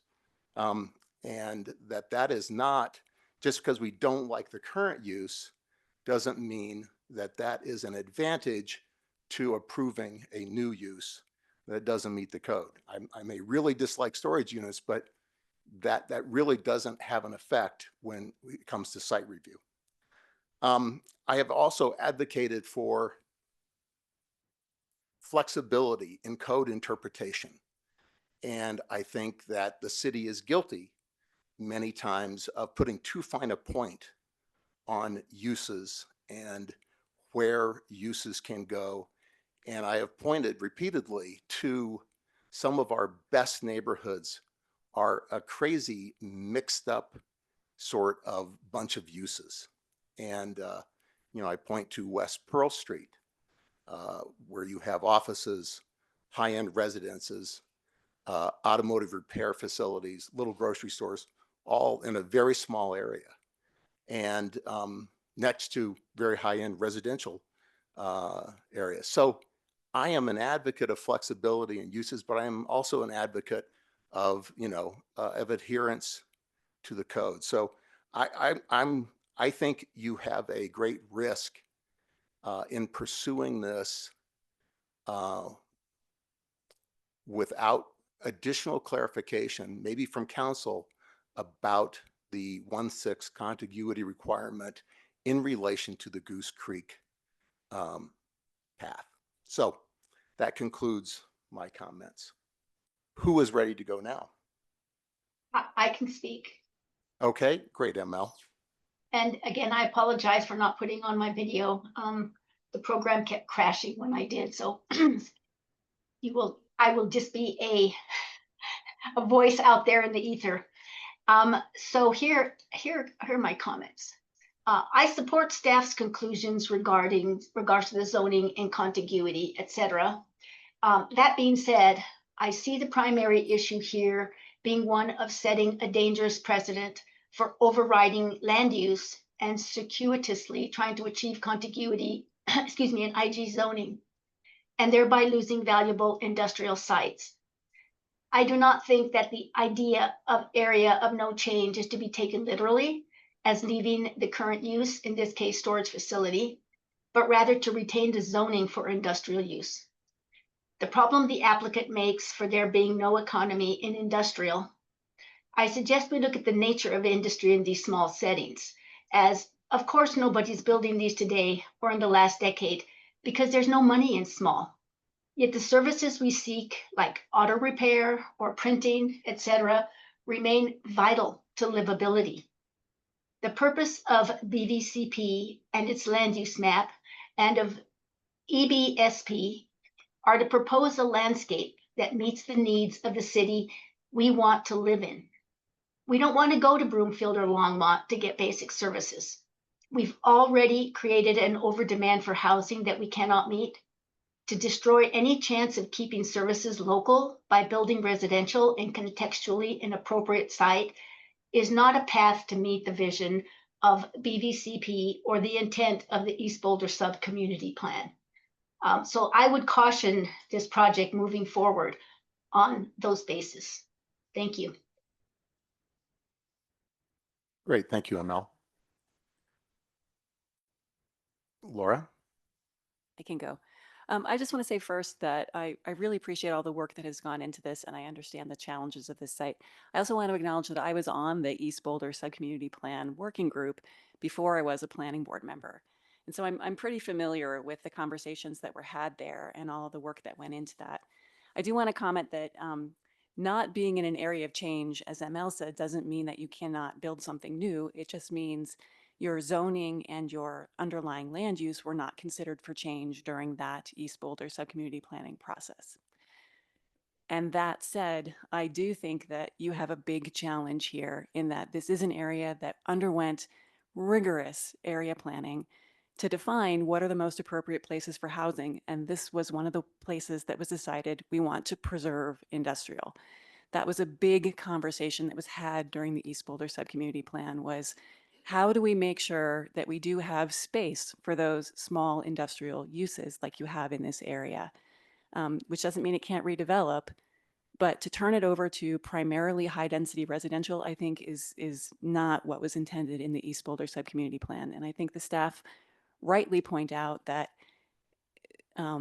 if this parcel redevelops as high density residential, it creates additional contiguity that can then cascade and turn that whole area, except for the land uses that are public, into residential, which is certainly not what was intended by the zoning, and it is certainly not what is intended by the land use, and it is certainly not what was intended by the East Boulder subcommunity plan. Now, you're not responsible for the decisions of your neighbors, but we as a planning board are responsible for how do we interpret the code with regard to this parcel? And I do think that a very high density residential land use, as Mark said, you're taking a risk. We're not making a decision here tonight, but at least with the board members, if I'm still on the board when you come back with a site review, I would have a hard time approving that project on the basis of land use, on the basis of consistency with the East Boulder subcommunity plan. The contiguity issue is interesting. There is a code provision that I want to get this right. Where there's a quote here. I'm sorry, I have too many notes. But the language is 9-6-32A. In an IG zoning, residential may be constructed only on a lot or parcel that meets one of the requirements, and one of those is contiguity. If you have contiguity, you may be approved. It doesn't say that you will be approved if you have contiguity. We have to consider, as our legal staff and as our staff have said, the context. And is this an appropriate site for residential? And I can see there being an argument. I can see a bunch of folks making an argument that it's on the Goose Creek path. It's connected to Boulder Junction, where we're going to have more transit. There are a lot of fun things in this area. There's the Roots Music Project, there's distilleries, there are cafes. It's not like this is a horrible area for residential.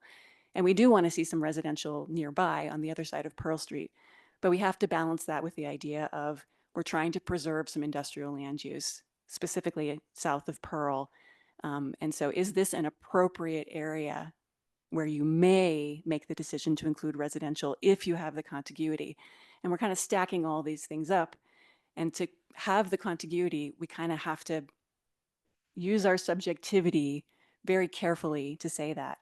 And so before I would even consider that, I would want to see staff's analysis of what that would do on a citywide basis if we start to consider greenways for contiguity to industrial land.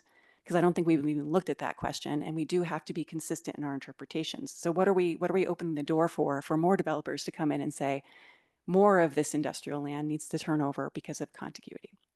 So I think your barriers are the land use definition, the consistency with the East Boulder subcommunity plan, even the zoning and the contiguity requirement. And we didn't even talk about the requirements for live-work units in the industrial zone, which is in the memo that currently staff feel like you're not meeting. And I think the applicant sort of alluded in their presentation, there are some challenges with the way the city's definition of live-work units are. So I do think in another context, this would be an amazing project. So I want to give credit to the designers. I love your open space. I love your green spine.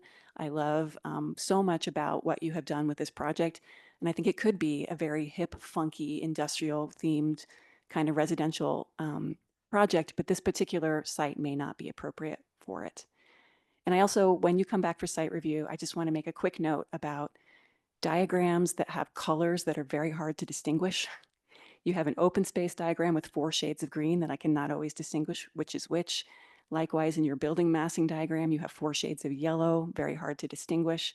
Likewise, on page PA9, you have 2 different kinds of uses that appear to both have the same shade of blue. So please, when you come back, if you're using colors to help us figure things out, make sure they're very distinctive. And I've made this comment to one other applicant. I'm fine with having diagrams or depictions that are rotated off of the north, south, east, west axis that we're used to, but please make sure if you're depicting something that we need to see for site review, you also have it in the traditional north, south, east, west format so that we're not trying to like wrap our heads around a whole bunch of different angles. Thank you so much. Great, thank you, Laura. Mason, you ready? Yeah, this one's really tough, I think, for every reason that folks have already stated. I came here with a bunch of stuff to say, changed it while I was listening to staff, changed it again while I was listening to the applicant, I'm changing my mind again as I'm listening to my fellow board members here. And I think that I'll just say that largely I agree with what Mark and Laura pointed out. But where I maybe differ a little bit as a board member is I think that, you know, a city is meant to adapt to the needs of its community. And I could see myself supporting a version of this project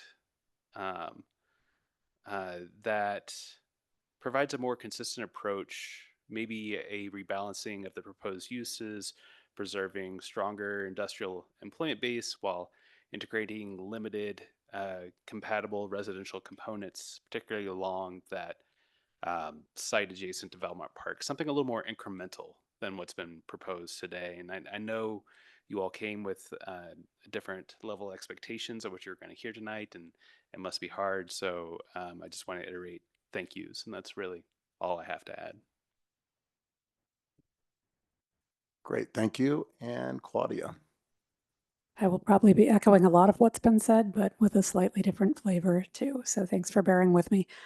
I think as is clear by now, the fate of this proposal really does seem to turn on the East Boulder Subcommunity Plan, and specifically whether its designation of mixed-use industrial areas, those areas of change, are intended to designate priorities for future change or limitations.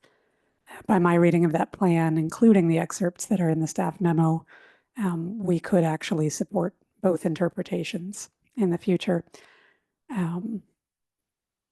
The EBSP aside, I actually think this is not an objectively bad location for housing. I want to give the applicant credit for capturing what I think is a very real phenomenon when describing this Goose Creek corridor as a sort of bike and pedestrian main street, a greenway main street. I remember when I first applied to this board back in 2019, it's been a while, that I actually wanted to talk about a concept like that in my application, but people advised me not to because nobody was going to get it. But if you travel that corridor regularly, it really does ring true. There's this kind of precious combination of both quiet and activity that comes from linking so many diverse uses without heavy car traffic. Access to retail and services and entertainment is very high. Valmont Park is going to develop to be an exceptional environmental amenity. So I really do appreciate that aspect of what you're thinking about there. I also think it's an interesting feature of this proposal that none of the existing uses at this site are actually displaced in a significant way. There's a commercial storage use that would continue if this project were constructed, although in a more intense fashion on a portion of the site. So if the question was purely one about conserving GI land uses, in some senses it does check the box. But I also do understand staff's analysis here, an objection that putting housing in a space like this would crack open this larger industrial preserve, especially if we use that 1/6 contiguity rule in future applications. The question that I really struggle with, and we heard some of this from the applicant too, is what future there actually is right now for what we call general industrial uses in Boulder. Not simply what's there right now, but what is potential redevelopment there in the future. And so what kinds of industrial uses could we see in this particular area south of Pearl? And then also looking forward, will these uses, if they come forward, be fundamentally incompatible with housing? And I'm not sure about that. And that's what makes me uncomfortable about rejecting something like this out of hand. So I tend to lean towards flexibility when interpreting plans and codes. I think that's been fairly clear in my comments over the course of a lot of proposals that have come to us. But it does sound like in this case that staff and a significant number of my colleagues may not be leaning towards flexibility in this particular location due to the context. So I would say that risk is for you to weigh in whether and how you decide to come back to us with this. Thanks. Okay, does anyone have any add-on comments, anything that they forgot to say that now they remember? Laura.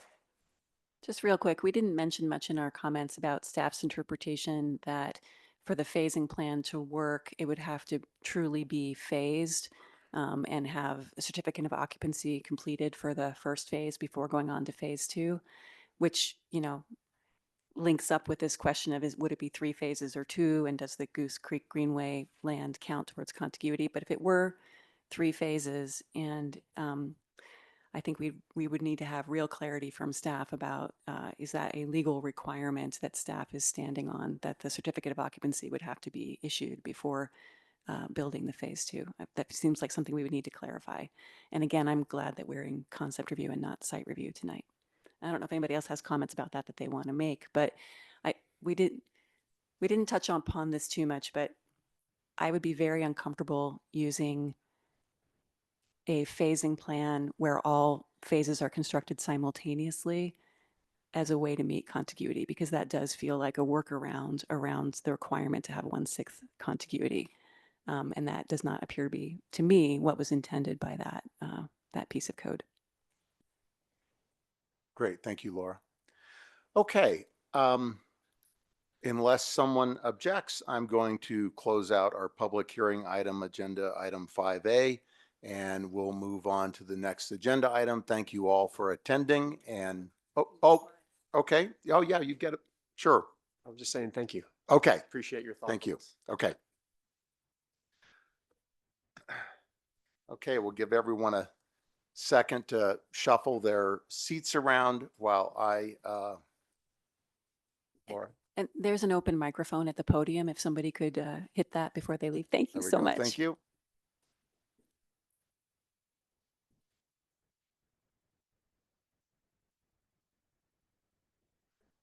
Okay, I'll go ahead and kick this off. This is while we continue to move people around. This is agenda item 5B, a use review for 3 hotel suites in the existing Carriage building and new 1,367 square foot building at 1105 Spruce Street, totaling 6,522 square feet. Reviewed under case number LUR 2025-00032. This will follow exactly the same format as our prior public hearing, and I see that those of you who sat through that, I don't need to go through that whole process. But I will remember to ask our board members if anyone, this is a use review, this is quasi judicial. Does anyone have any potential or appearance of conflict of interest or ex parte communications regarding this subject? Okay, seeing none, we can begin. We can go to our staff presentation. Great. Well, before we get started tonight, I wanted to take a minute to introduce Adam Olinger. He has been a planner in our office for a couple of years now, but typically works on more administrative applications. he's taking on a more complex caseload. So tonight is his first in-person presentation. So have mercy on him. Okay. So I'll turn it over to Adam to make his presentation. Thanks, Charles. Let me go ahead and share my screen quick. Actually, I think I need permission to share my screen here. Yeah, just 1 second. No problem.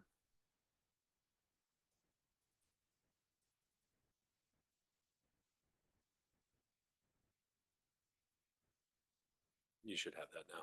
Perfect. Thank you.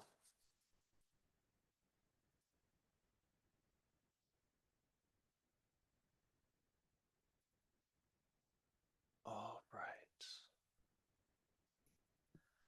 Hey, good evening, planning board members. It's nice to meet you. For those of you that don't know me or that weren't listening to Charles, my name is Adam Ollinger and I'm a planner here on staff. I'm here to introduce to you a use review request for 1105 Spruce Street to allow for a hotel use on a property in the downtown 2 zoning district. This project did follow the public notification requirements of our code. Written notice was sent to all property owners within 600 feet of the property. A notice sign was posted on the property, and staff received 12 comments from neighboring residents, of which you can find in your packet. The project site is located at the northeast corner of 11th and Spruce. The property next door at 1111 Spruce Street was approved for a 37-room hotel in 2023, and I will touch on that a little more. Across the street from it to the south there, you can see with the yellow lettering or yellow background black lettering is the 11th and Spruce Street parking garage, just to kind of conceptualize where that is here in town. The site is zoned downtown 2, DT2, which is intended to act as a transition area between higher traffic uses along and near Pearl Street, downtown Boulder, and the surrounding residential areas. So you can see here, it's kind of at a crossroads between the couple of different residential zoning districts in the downtown zoning districts. The Boulder Valley Comprehensive Plan designates the site as regional business, which is characterized by shopping, office, and financial uses with compatible housing. This is our most intense of the business categories.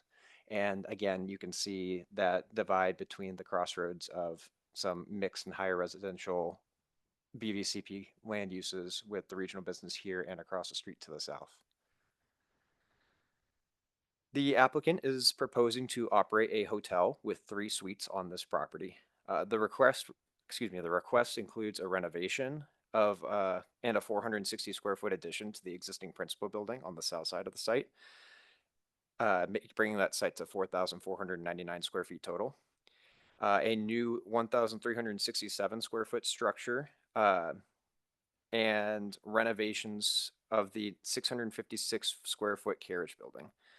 The hotel will be operated in conjunction with the 37-room hotel at 1111 Spruce Street and will share the amenities provided next door. The main building will have a tavern on the first floor and offices for the hotel management on the second story above. The tavern will operate by right, which means it will be less than 4,000 square feet and it will close by 11 p.m. This was a change made from the original application. After holding a good neighbor meeting, the applicant decided to no longer request for a tavern used to be open until 2 a.m. and instead change the hours to operate by right. The new 1,367 square foot structure will be built as a duplex, with each suite having kitchenette and living facilities, as well as the standard sleeping and bathing facilities found in most hotel rooms. And then finally, the renovated carriage building will have a single hotel suite with the same amenities found in the duplex suites. If this project is approved, staff will have the applicant sign and record a declaration of use, ensuring that these suites, all 3 of them, will operate as hotels and not as dwelling units by not allowing patrons to stay for longer than 1 month. The key issue for discussion tonight on this project is whether or not the uses or the proposal is consistent with the use review criteria found in section 9215E of the BRC. So in that criteria, the first one is rationale, whether or not the use makes sense in this location. Staff found that per the criteria that the proposal provides a direct service to a neighborhood by providing additional hotel suites to support downtown at a density and a form compatible with the residential neighborhood. Number 2, when it comes to compatibility, staff found that the site is nearby other hotels and commercial uses, and that the applicant's management plan includes ways to mitigate any impacts to nearby residential and commercial uses. Number 3, when it comes to infrastructure, staff found that the 3 hotel suites a part of this proposal are not expected to impact the infrastructure due to the relatively low utility usage of hotel suites, and as well the site's proximity to transit and the applicant's rented park spaces in the parking garage across the street. And finally, character of the area, number 4, the historic character of the site will be maintained. It is a contributing property within the Mapleton Historic District. A landmark alteration certificate was obtained for all 3 buildings on site, the renovation to the principal structure of the new duplex building and the renovation to the carriage house. Any changes to that landmark alteration certificate would have to go before the landmarks board as well. So as you see in your packet, the suggested motion language by staff is a motion to approve the use review, adopting the staff memorandum as findings of facts and subject to the recommended conditions of approval in the memorandum. And with that, I'm happy to turn myself back over to you, Chair. Great. Thank you, Adam. Congratulations on your first presentation to Planning Board. Okay, clarifying questions for staff. Claudia, you're moving your mic over. Yeah, I have a couple. Thanks, Adam, for the presentation. In the submitted plans, there are actually photos that suggest that the carriage house might have been used as a residential dwelling most recently. That's on page 115 of our packet. But yet the memo says no residential uses are being displaced. And so I'm just curious how long since this site has actually, how long has it been since this site has actually had an active residential use? I'd defer to the applicant on that. Staff didn't find any records of permits on this site, but considering the age of the building, who knows what could have gone on there. Okay, I'll hold that for the applicant then. And a couple of questions, just in response to some of the comment we received on this. So I understand we're not doing a use review on the tavern use, but what would be the process if the owners wanted to operate the tavern for longer hours in the future? They would apply for a use review. Okay, so that would come as its own use review. And then can you confirm that there are rules in the code that govern outdoor tavern seating when it's in close proximity to residential uses? Correct. I don't know them verbatim off the top of my head, but for all intents and purposes, it's basically once it gets past 11 p.m., making sure that if you are allowed to stay open past 11 p.m., that the outdoor space is closed. If there is any patios or outside seating areas, that they aren't allowed to have patrons. Okay, yeah, I'm just wondering where in the code, if people have concerns about that, where would they look for that in the code? Section 963 Okay. of the code. Thank you. Great. Thanks, Claudia. Anyone else? Okay, ML, just checking with you. Oh, there is your hand. Okay. I was looking for my hand. I just have a couple. I might only have one, but I'll start with one. Thank you. Thank you for your presentation and welcome, Adam. Let me see. So I understand that the adjacent property will provide certain number of the amenities that are generally considered along with the hotel, such as laundry, gym, business center, concierge, etc. So given that, am I to understand that this project won't be built prior to that property being built and in operation? I'd have to defer to the applicant on that. They'd probably know more about their timing. So I guess putting it more in a staff question, can a project rely on a building that's not on their site to provide services that are typically offered by a hotel? I believe that the one service that is not currently offered by this use review proposal that would typically be found in a hotel would be the check-in desk. Correct.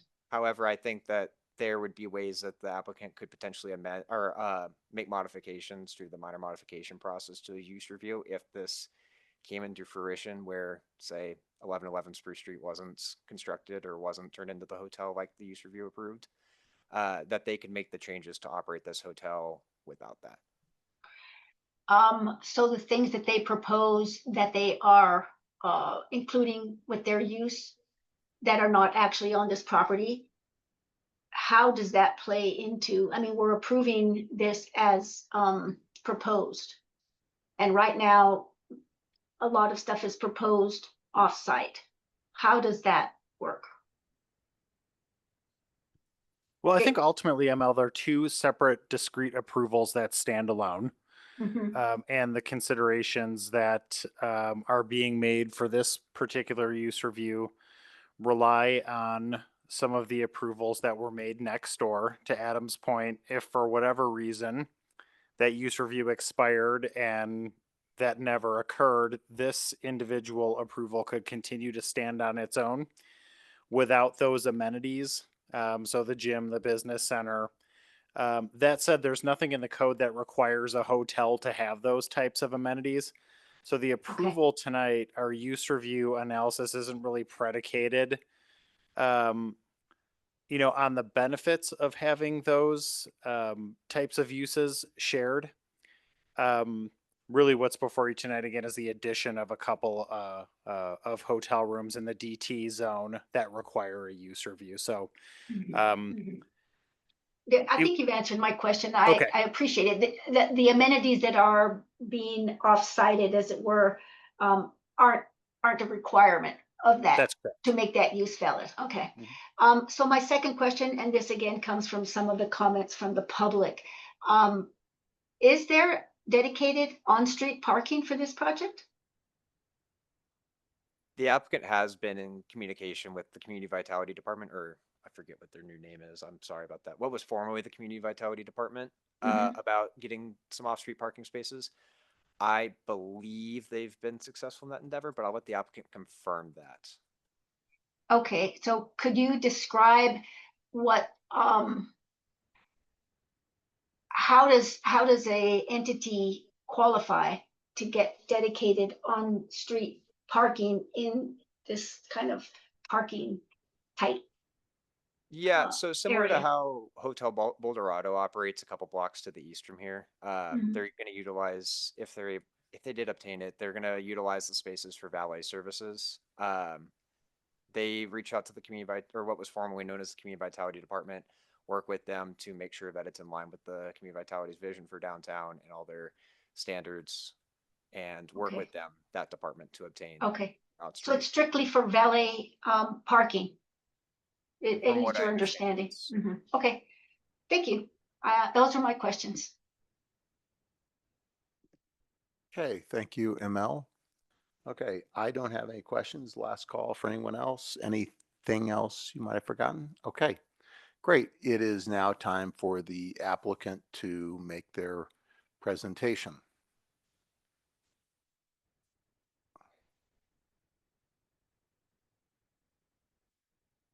And you'll have 15 minutes or less. Hopefully less, right, for all of us.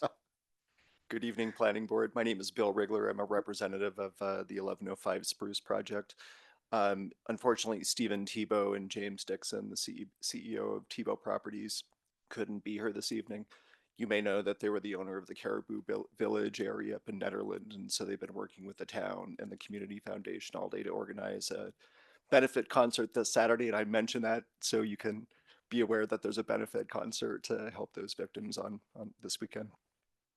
I'm joined by members of the project team, including Nancy Blackwood of Blackwood and Company, PEH Architects, Carrie Whitman Interiors, and also Dylan Schmidt of Tebow Properties. Next slide, please. So we're asking for your support of staff's recommendation for use review approval. We are just want to be very mindful and want to make sure that you're aware that Landmarks Board has already reviewed and approved these plans in fall of 2024. We're now going for renewal, which I'll talk about in just a few minutes. And I really want to emphasize, and I think that ML's comments spoke to this, but a lot of the plans that we're talking about with you were very much influenced and informed by the community outreach and the neighborhood meeting that we did have. So I'll talk about that in a second. Oh, sorry, next slide. So as Adam mentioned, and I didn't realize this is your first time, so congratulations. So we are talking about a regional business land use designation. And one quote that I just wanted to pull out from what Rob had, or sorry, from what Adam had shared, is this last bullet about street activation and a mix of uses encouraged as the areas are refurbished. In effect, we are talking about refurbishing, reconstructing, rehabilitating, and recreating more active use of this corner of 11th and Spruce. Next slide, please. Ta-da! Next slide, please. So we're really talking about 4 components of the vision. Number 1 is leading with an adaptive reuse of an underutilized space, really focusing on a very historic structure that is the 1895 era building, and putting it to a much better and more modern use and capability. Leading to the second point of creating some boutique lodging. Much of this, of course, is tied to the prospects of increased lodging and sales tax revenues, but also giving us more hotel rooms that we're going to need for Sundance. And we'll talk about the carriage house in just a second, but in answer to your question, Planning Board Member Kaplan, the carriage house has never been used as a residence. It's only ever been used as a carriage house. Oh, Planning Board Member Thiem, excuse me. Next slide, please. So to the right in the giant gray massing, you can see 1111 Spruce, which is not included in this presentation, but here for context. And then moving from the far left to the right, we see the refurbished carriage house, which would essentially account for 1 new executive suite. Moving to the right, we have a new boutique hotel that would essentially be a duplex with 2 executive suites. And then moving to the right is the adaptive reuse of the 1895 building. Oh, I'm sorry, not the adaptive reuse, but the rehabilitation. Next slide. As looking from across the street on Spruce facing east. So again, from left to right, we have the carriage house, the new executive hotel suites, and the 1895 area building. Next slide. Just an aerial. Next slide. So this would be the new building that would be kind of put in between the existing 1895 era building and the carriage house. For sure, meeting all of Boulder's codes, creating a new energy efficient building, and more importantly, really built toward neighborhood context, setbacks, height, for example. Next slide. These are some existing pictures of the carriage house. So for anybody who's ever walked by, you know that it's not exactly the antithesis of blight. The idea here is that basically working with restoration experts and with our own team, creating instead a carriage house that could be utilized as an executive hotel suite. And then, of course, that'll be guided by a historic building expert to fully supervise and oversee any rehabilitation and restoration efforts. Next slide. That includes saving and preserving some of these incredible stained glass artworks that we have and features, and working with historic window specialists to make sure that we're fully utilizing all the main components and best practices in rehabilitation and restoration. Next slide. Just to reiterate Adam's point, this project does meet all use criteria, including energy and sustainability requirements. As far as open space, it's approximately 3x of what is required and also including dark sky compliant lighting and fixtures. And for the neighbors, this was an important issue. They wanted to make sure that the lighting was not going out, but rather down. Next slide. Planning Board Member Kaplan, I think you had the question on parking. Damn it. Sorry, shoot. ML, pardon me. Thank you. It's not enough caffeine right now. So the good news here, and this was a key item of discussion during our neighborhood meeting, was questions about parking. The great news here is that Tebow Properties already has an arrangement with the parking garage across the street to fully lease out as many units, spaces as are required. For years, that arrangement was I think up to 30 or so spots. It's been underutilized. So we fully anticipate having all parking related to this project being at the garage across the street, for which Tebow Properties will pay. We also have secure bike parking and storage. And I'm sorry, should have mentioned that we have Cassie from Fox Tuttle on the phone as well, who's been our transportation coordinator. Next slide, please.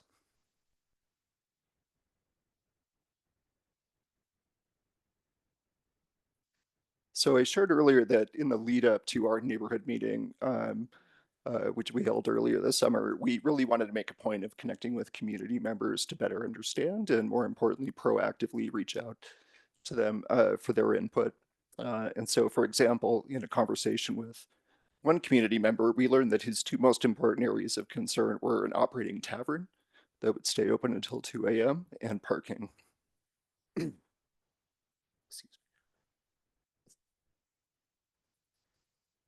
And so we really took that feedback and input to heart. And so that by the time that we actually got to the point of having our neighborhood meeting, we used that opportunity to declare that we heard the neighbors and that we were shifting the hours of operation from 2 a.m. to 11 p.m.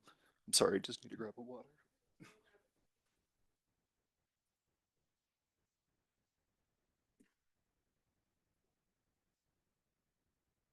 I just want to thank the neighbors on behalf of the project team for that clarity and for that feedback, and just to reiterate that we did hear you. So thank you.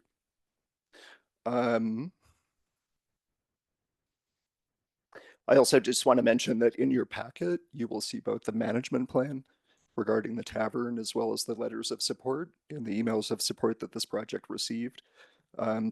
Those include from longtime community and business leaders, including Peter Waters, Bettina Swigger, Judy Amabile, Tatiana Hernandez, and many other downtown residents. Excuse me. Next slide.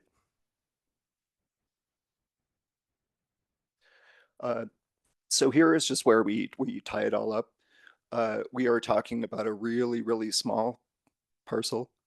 And with your approval and permission, we'd like to create a really beautiful space that can have a thoughtful and beneficial impact on the neighborhood, and hopefully meet a key need. So happy to take your questions. Thank you. Great, thanks, Bill. Questions for the applicant? Mason? I just have one on the closing the tavern at 11. Is that just to the public or also to the tenants, I suppose?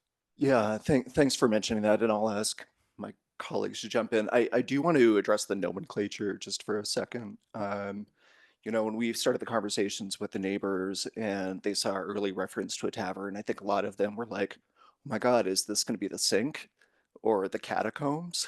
And it's not, right? And so the idea that Mr. Tebow and others had come up with was something far more, I would say, more of an upscale cocktail lounge, perhaps even a private members club. But I think what we, in the vision with the site, in the lounge especially, is an amenity that could have some public options. I'm not sure that I necessarily see tables spilling out into the sidewalk in the way the Jungle does, right off of 10th and between Pearl and Walnut. But so, any other 11, I mean, so.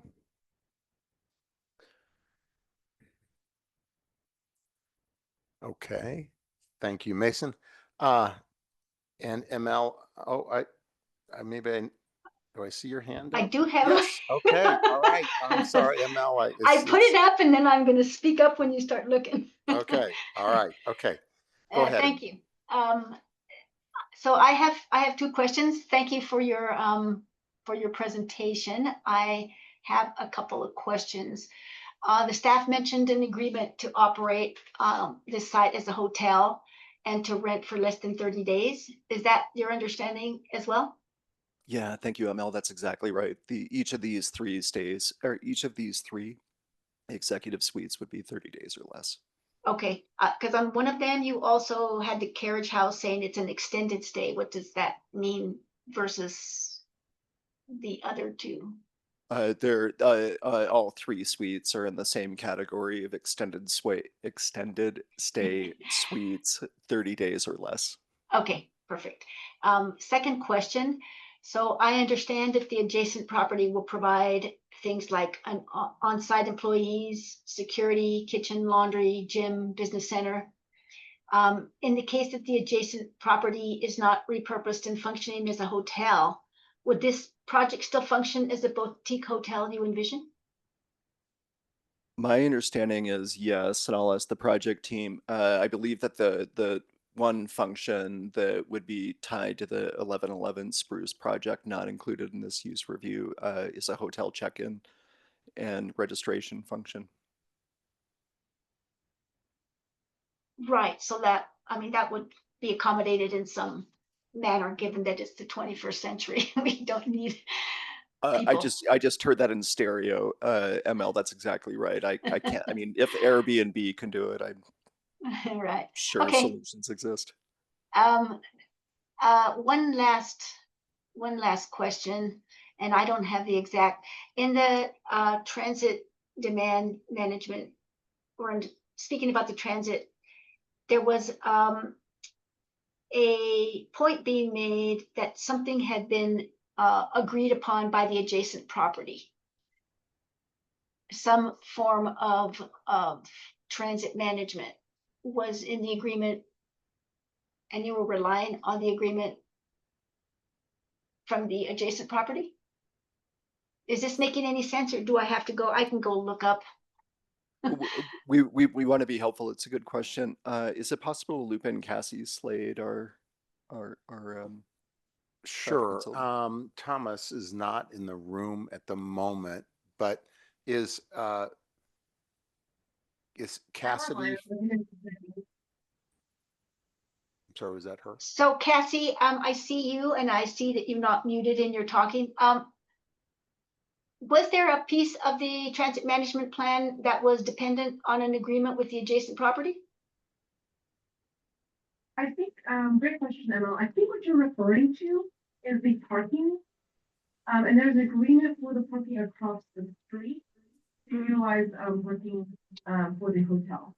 Right, yeah, no, that wasn't, I'll go find it and bring it up at some point, but thank you. My bad for not having flagged it in the original memo, but those are my questions. Thank you so much. Great, thank you, ML. Okay, last chance for questions to the applicant. Okay, we're going to close that portion, and we're going to open our public hearing. Thank you, Bill.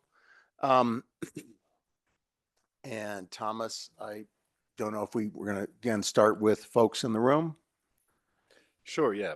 Nobody signed up for this item in the room, but if anyone is in the room from the public that would like to speak to this item, this is Okay. your opportunity. And then we'll go Otherwise, we'll move online. to our online participants. We do have one raised hand so far. First up is Lynn Siegel. Lynn, you'll have 3 minutes to speak, and you can go ahead and begin. No, of course. The last thing we need is to accommodate Sundance. Sundance shouldn't be here at all. It's a takings of this town. The wealth disparity in this place, along with the Trump administration, is choking this community, and we don't need more wealth disparity here, more attraction of high-end things like this. Another hotel. We've got plenty already that we shouldn't have here. The Limelight, the Moxie, the Millennium taken over with student housing for 930 people, you know, the Dark Horse, you know, I come to these things for how many years now and watch you handing out subsidies and building height amendments and parking concessions like Tebow's got parking across the street and viewing all of these as community benefits. This is not a benefit to me. This is raising my taxes, which raises my costs, and then I have to pass those costs along to anyone who I have renting at my place, don't I? So it raises rent. And the more high rent we have in town, the more people can't keep up with their rent and fall out of their housing and become homeless. And then who pays for it? Because our budget is in massive deficit right now. Our open space is $300 and some million in deficit. We can't handle the growth. Lay off. We don't need this. No, just say no.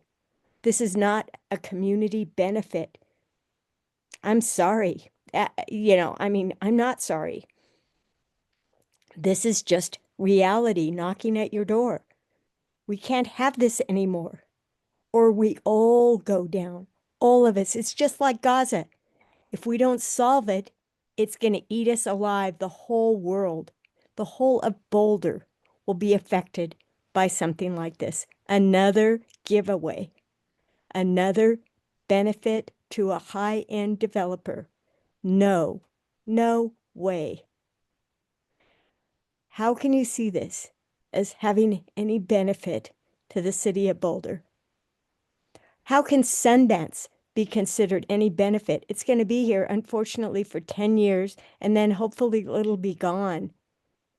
My dad moved here. There were 30,000 people here.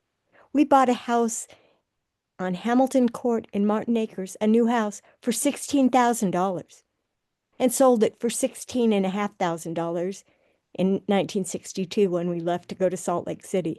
1 year. That's the kind of rent we need around here. We don't need this. See you. Thank you, Lynn, and that concludes your time. If there's anybody else online that would like to speak, please go ahead and raise your virtual hand, and we will go ahead and call on you. Seeing no further raised hands, I'm going to pass it back to you, Mark. Thank you. Okay. All right, thank you, Thomas. That concludes the public hearing. The applicant may respond to anything the public might have said if you want, okay? Moving on to board deliberations and possible motion making. Do we, Adam, would you put up the key issues?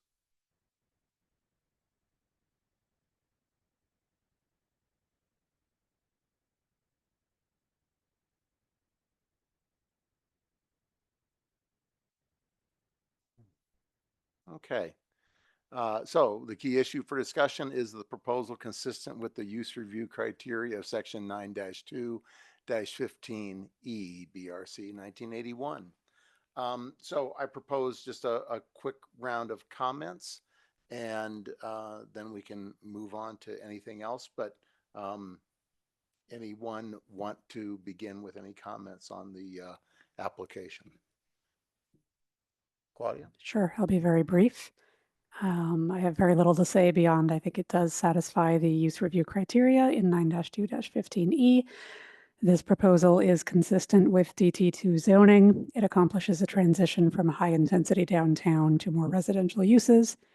It is reasonably compatible with surrounding development and the character of the area, and it should have no significant impacts on existing infrastructure. That's my analysis. Thanks, Claudia. Mason, you look ready? Yep, quick add-on. Agree with everything Claudia said, and I'll strike out those sentences. I think the addition of high quality open space and the adaptive reuse of the carriage house further supports its fit with the neighborhood. The absence of on-site parking is appropriate given its location within Caged and the city's updated parking standard. And then the hotel use is also well aligned with the regional business land use designation, which anticipates visitors serving commercial activity. Overall, the project mitigates impacts, promotes walkability, and maintains public welfare, meeting all applicable review criteria. Great, thanks, Mason. Laura? So I'll just say, the reason why we're having a hearing on this tonight is because it was called up by members of the public. And we do respect that and are glad that the neighbors had the opportunity to hear this presented in a public forum and to know that the planning board, and we're all volunteers here, we're all appointees, has listened to the applicant, has listened to staff, has looked at the criteria, and we are doing our level best to make our decision based solely upon what we are charged to do, which is to administer this criteria.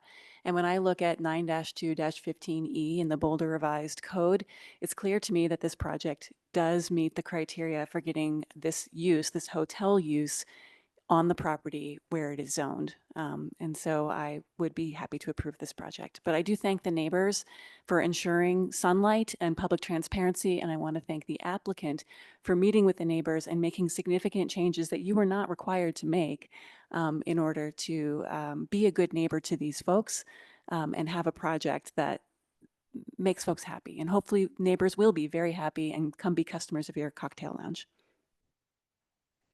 Okay. ML, do you have any comments? I do. Following up on Laura's comment, I think it's important to note that this project came before us as a call up by the neighbors. Yet there were no neighbors giving testimony tonight. So I will assume all concerns were addressed. And I believe that this project meets the use review criteria. So I will be supporting the motion to accept this. Great, thank you, ML. I concur with my fellow planning board members that this meets the use review criteria, and I'll be supporting it as well. So anyone want to make the motion? Oh yeah, I'm sorry, Adam, could you bring up there we go. Excellent. Sure.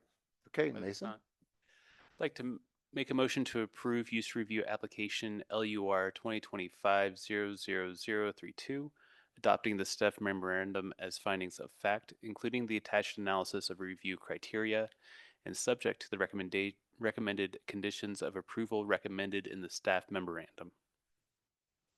Second. Okay, we have a motion and that's been seconded. Mason, as motion maker, do you have anything you'd like to add? Nothing I haven't already said. Okay, Laura. Okay. Any other comments on the motion? Okay, we'll go to a vote, and I'm going to reread the motion. We are voting on a motion to approve use review application LUR 2025-00032, adopting the staff memorandum as findings of fact, including the attached analysis of review criteria and subject to the recommended conditions of approval recommended in the staff memorandum. Mason. Yes. Laura. Yes. Claudia. Yes. ML. Yes. And I'm a yes. Okay. So that concludes that item. Congratulations. Thank you very much for a nice presentation. And oh, what's that? They can speak to us if they want, right? Well, yeah, well, yeah.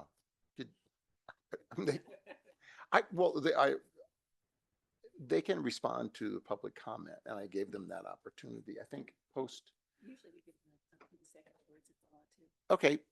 Anybody want to say anything concluding? Or ask any questions? I would just say thanks. I feel like the process worked the way it's intended with the community input and the response and just the opportunity to have made this better. So thank you all. And just want to remind you again about the Netherland Fire Benefit Relief Concert on Saturday. So thank you. Okay, thank you. That concludes agenda item 5B. moving on to our matters. We have one For the item. record, I am a neighbor. 8 blocks away. Can we mute Lynn there?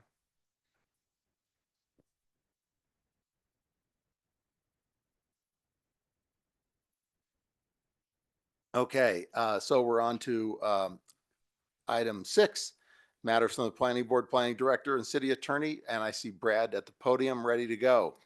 Yes. Good evening, planning board members. Brad Mueller, Planning and Development Services Director. So you were fortunately without me for a couple of weeks while I was gone. So I missed you all and regret not being able to give comments until today. But a couple months ago, I mentioned to you and also implored you a bit to help us through well, I can't even say next couple months because it's going to be ongoing, to keep up with our agendas and be able to keep items moving through. So thank you for doing that. We've gotten through the 2 items this evening, and we've got more to come, turns out, in the weeks and months to come. So thank you very much, and staff appreciates that and has noticed it, and we're keeping the docket full, unless Charles tells me otherwise. Something changed. No. So the other thing I wanted to mention, though, is just thank you for the review comments on the minutes. We know that that takes time. We know, too, that you're trying to get those to us as soon as possible.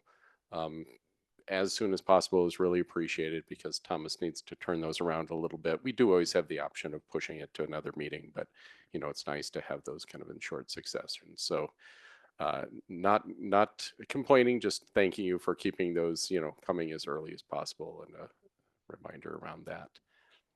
I think that's all I had, but I'm happy to answer any questions. You're going to see a lot of comp plan things in the next couple of months here.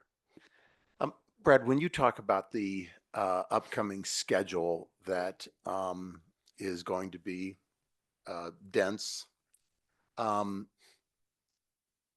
it seems like November, because of the election, holidays, etc.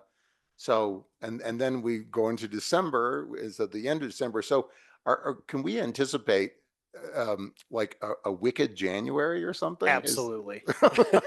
February and March. Look how quick he is. Okay. Yeah, I think we'll ramp, but we typically ramp up after the first of the year just because we slow down over the holidays and have less meetings. But we just have a lot of things that are going to be ready to go after the first of the year, so it'll be busy. Okay. There you go. Okay. All right. Thank you, Brad. Anything else? No, just any questions, any okay. board members have. Was there something about a letter to council? Well, that we were, that's that's the next. next That's next. covering, Okay. yeah. Okay. Yeah. Anything I was else? going to make a wicked joke about like the musical and start singing, but I will spare you. Okay. There's still time. Thank you. Okay. Let's go to the council letter discussion. And Charles, are you leading that off? Well, so I sent out an email a couple of weeks ago. I think it was on the 7th of October, which included a template as well as some considerations for the planning board in crafting your letter to council. The deadline is December 19th. So I think what we wanted to do tonight was talk about whether or not the board would like to send a letter to council. And then if so, logistically, how do you like to go about doing that? So do you want to form a subcommittee? And then I think we had talked about coming back to have the more substantive conversation about what would be included in the letter on the 18th of November.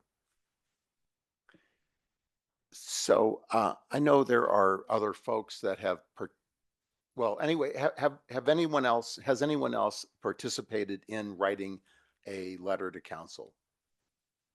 Okay, I have. And one way of doing this to avoid violations of Open Meeting Act and everything else is to first, logistically, choose 2 folks that want to lead on drafting the letter. And so at the 18th, so we would tonight, even as early as tonight, we could pick those 2 folks. And then at our meeting on the 18th, in anticipation of that, during the time between now and then, we would use that time to think about topics that are important to you and you would want to bring forth, and we would discuss those and have little casual votes about, yeah, I think that's a great topic, or that's something that we don't think is really going to get addressed, so let's table it, etc. Once we've selected those topics, understanding that the letter needs to be no longer than about 2 pages for all sorts of reasons. But you want to, after you spend all this time, you want to make sure it gets read, and if it's too long, it's not going to get read. Then we would select the topics. The drafters would go off between the next meeting, draft, come back with a pretty darn complete draft, and then we would wordsmith in the meeting and then vote to approve, edit, approve that final draft, and away it goes. So that's to my experience been a methodology for doing that. Mark, I have my hand up. Oh, I'm sorry, ML, go ahead. No, don't be sorry. I waited till you were done. I would like to volunteer to be one of those 2 people. Okay, great. I've not done this before, and I think that it would be a great honor to reel in all the things we think that are important into a 2-page note to the city council. Okay, and I'll note that there may be more than 2 volunteers, and then we can discuss that as well. So, Laura? I wanted to say, I think the process that you've described sounds good to me. And I was actually going to suggest that we wait to select our 2 drafters until we know what the topics are, because there may be particular drafters that are really eager to work on a particular topic. And so, like, if we know we're going to focus on something, for example, and Kurt is the expert, then it would make sense to have him be one of the drafters, for example. So I don't know that there's any advantage to choosing the drafters before we know the topics, I guess is my point. Good point, and I appreciate that input. So what do we think of then at our next meeting on the 18th under matters? We would each bring our topics, and we can come prepared with your topics and come prepared to have your topic maybe not rise to acceptance.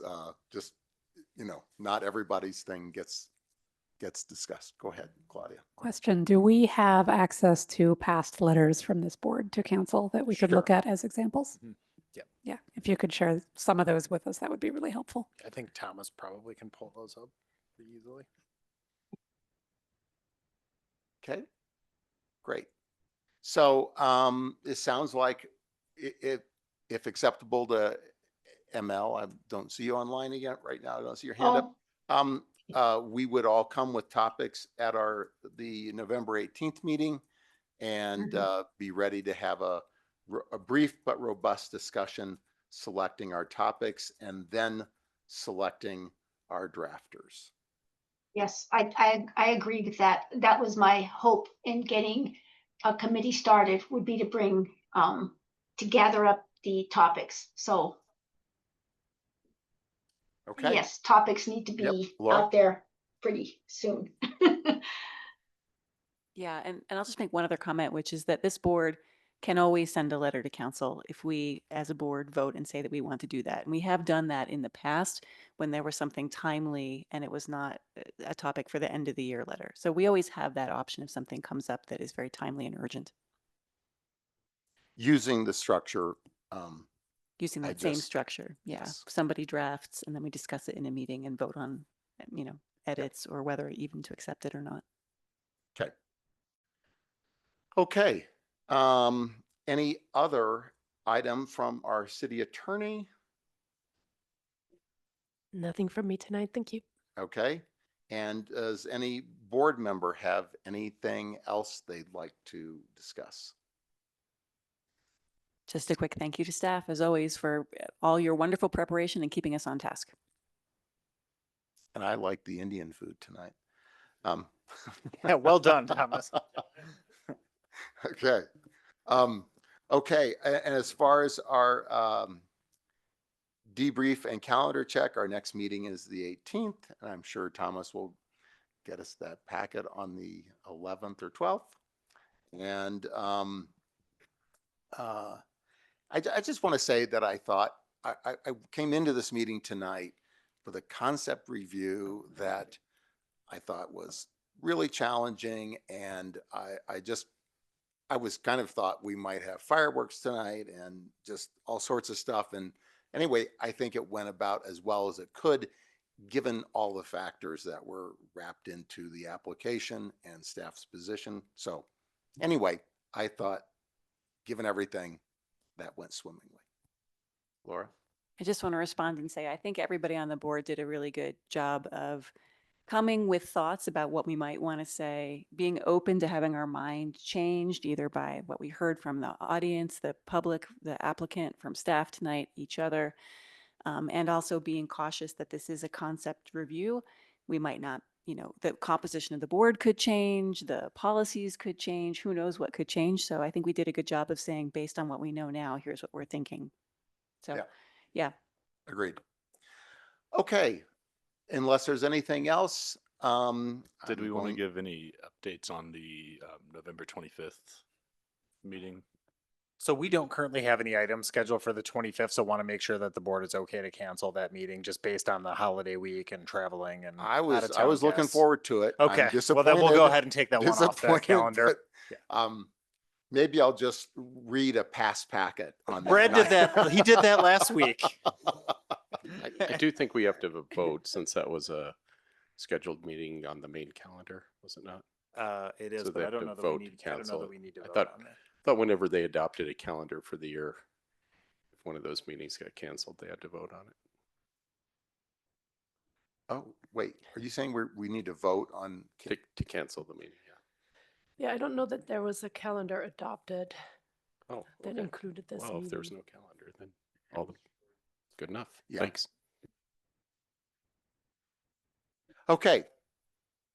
I'm going to, without any objection, I'm going to adjourn our meeting. Thank you all very much. And not bad, 9 o'clock. I thought this was going to go later. So, Good night, right. everybody. good night.